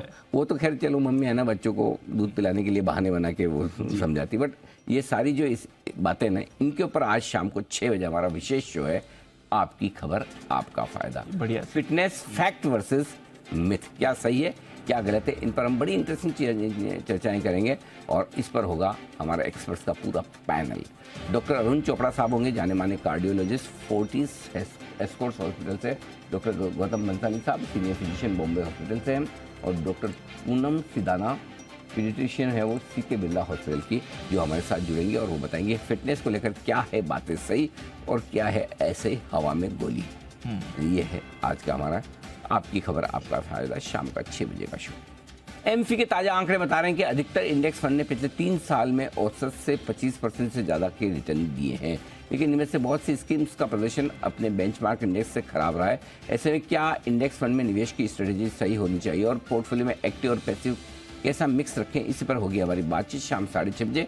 मनी गुरु में देखिए इंडेक्स फंड कितना फायदा कितना रिटर्न, हमारे साथ होंगे Ankush Pahuja, business set complete circle capital और अरिंत बर्डिया CIO वेल्टर्स के, ये जुड़ेंगे हमारे साथ आज शाम 6:30 बजे, मिस मत कीजिएगा। और रात 8 बजे हमारी प्राइम टाइम बुलेटिन में सुप्रीम कोर्ट ने गुजरात हाई कोर्ट के उस आदेश को रद्द कर दिया जिसमें यह कहा गया है कि सरकारी अस्पतालों में काम करने वाले आयुर्वेद डॉक्टरों की सैलरी MBBS डॉक्टरों के समान होनी चाहिए। आखिर सुप्रीम कोर्ट ने आयुर्वेद डॉक्टरों की मांग क्यों रद्द की? कोर्ट ने लोगों के इलाज में MBBS डॉक्टरों की भूमिका को क्यों महत्वपूर्ण माना है? आज इंडिया 360 डिग्री में करेंगे हम इसका पूरा विश्लेषण, देखिएगा जरूर। MBBS आयुर्वेद सैलरी में क्यों भेद, सेम होनी चाहिए, राइट? ये हमारी रात के 8 बजे की आज की prime story. By the way Godrej और रेमंड की खबर आ गई है। आ गई, हो गया, बताइए। 2825 करोड़ में ये एक्विजिशन होने वाला है, स्लम सेल बेसिस पर हो रहा है। पूरा FMCG कंज्यूमर बिजनेस जो है रेमंड का, ये आप देख रहे हैं गोदरेज कंज्यूमर खरीद रही है। पिछले साल FY23 में 622 करोड़ की सेल्स थी रेमंड के FMCG बिजनेस की, और जो अब गोदरेज कंज्यूमर का हिस्सा होने जा रहा है। कोई ज़्यादा रेगुलेटरी अप्रूवल्स की ज़रूरत है नहीं इस डील के लिए, स्लम सेल बेसिस पर हो रही है। गोदरेज का कहना है कि ये 10 मई 2023 यानी कि अगले 2 हफ्ते में ये एक्सपेक्ट कर रहे हैं कि डील पूरी हो जानी चाहिए। तो रेमंड का FMCG कारोबार खरीद रही है गोदरेज कंज्यूमर, 2825 करोड़ में स्लम सेल बेसिस पर ये डील की जा रही है। 622 करोड़ की सेल्स थी पिछले साल इस बिजनेस की। 622 करोड़ की कितने में खरीद रही? 2825। 4 टाइम्स। 4 टाइम्स। ओके, 4 टाइम्स तो ठीक है सर, ठीक है, में तो बनता है सर। ठीक। आई थिंक थोड़ा और डिटेल्स निकालेंगे तो फर्स्ट कट हम डिटेल्स देख रहे हैं, लेकिन स्लम सेल है तो यानी कि पूरा का पूरा बिजनेस शिफ्ट हो रहा है, शिफ्ट हो जाएगा। आइए बढ़ते आगे, फाइनल क्लोजिंग आपके सामने 17,915 पर 101 नोट आउट लिफाफा लेवल सुबह जी का, जिसमें निफ्टी ने की है समाप्ति आज की 170 अंक ऊपर। बैंक निफ्टी बंद होता है एकदम राउंड फिगर में 43,000.85 को एक माने तो 43,000 ये भी लिफाफा लेवल सुमित जी का, और 60,649 650 समझ लीजिए। यहाँ पर 350 अंकों के दमदार उछाल के साथ सेंसेक्स हुआ है बंद। ये है आज का शानदार प्रदर्शन बाजारों का। हफ्ते के 4 दिन मजबूत कारोबार और अप्रैल सीरीज की समाप्ति है। ऐसी सीरीज जो हम हमेशा चाहते हैं कि थोड़ी लंबी हो, समाप्त ना हो, इतनी बेहतर सीरीज। जबरदस्त। हर अच्छी चीज का भी अंत होता है, जैसे खराब चीजों का होता है वैसे ही सारी प्रेडिक्शन सही रही सर। तो हाँ, ये सीरीज इसी लिहाज से बहुत बढ़िया रही कि कम से कम बाजार ने ओबलाइज किया, जैसा सोचे थे वैसे ही चला, उसी स्पीड से चला, उन्हीं लेवल से चला। तो एक बढ़िया सीरीज आपके लिए समाप्त होती हुई विदा लेने का वक्त है। इस सीरीज में हमारा पूरा साथ देने के लिए कुणाल जी, राकेश जी, धर्मेश कांत साहब और सुमित जी का बहुत बहुत धन्यवाद। धन्यवाद हिमांशु जी का, श्रीकांत चौहान साहब का, जय ठक्कर साहब और साथ ही वागले सर का भी बहुत बहुत धन्यवाद आज और पूरी सीरीज हमारा साथ देने के लिए। विदा लेने का वक्त है मेरे और दीप के लिए भी। मृत्युंजय तैयार है और उम्मीद करें कि हमारे मार्केट से कुछ मृत्युंजय के बाजार पर भी आगे पीछे असर पड़ेगा, एक्शन बढ़ेगा। अभी तक तो वो संकेत दिख नहीं रहे, नहीं दिख रहे, अब दिखने लगे हैं सर। लगे? Okay, very good. हम तो चाहते हैं आप भी एक्शन में रहें। हाँ बिल्कुल सर। और लेकिन इस वक्त जो पूरा एक्शन है वो शिफ्ट हुआ है जीरे में। मतलब जीरे का प्राइस सर सुनिए आपकी 43,000 रुपए प्रति क्विंटल के ऊपर चला गया। पहले कितना होता था? कम हुआ कि ज्यादा? मतलब नहीं, पहले सर मतलब आप समझिए 1 किलो जीरे का प्राइस जो होलसेल का होता था वो 200 रुपए होता था, जो अभी 450 रुपए हो गया। ओह, डबल से ज्यादा? मैं आपको बता रहा हूँ जी। मैं कम करूँ क्या खाना है? मतलब करना पड़ेगा। इसका नतीजा ये हुआ है, अभी हमने खबर चलाई थी कि जीरे की चोरी होने लगी है। मतलब जोधपुर से कुछ लोग एक्सपोर्ट ऊंझा भेज रहे थे जीरा ट्रक में, और रास्ते में वो ट्रॉली लगा के पीछे से जीरे का बैग चोरी कर ले रहे हैं। अच्छा। और दूसरी खबर थी कि जीरे में मिलावट भी हो रही है। अच्छा। नकली जीरे की फैक्ट्री पकड़ी गई है। अभी हमारे साथ गुजरात के एक ऑफिसर जुड़े थे, कमिश्नर थे वो, फूड कंट्रोल ऑफिसर, और उन्होंने पूरा डिटेल में बताया कि किस तरह से ये पूरा काम ऊंझा में हो रहा है और आसपास में हो रहा है। नकली जीरा। एक तो क्या घर में आ गए तो छाछ में जीरा वीरा मिला के ज्यादा कंजम्पशन बढ़ जाता है ना जीरे का। हाँ बिल्कुल। बाकी सब्जियों में तो जितना डालोगे उतना ही डालोगे, लेकिन ये तो कंजम्पशन बढ़ता ही है।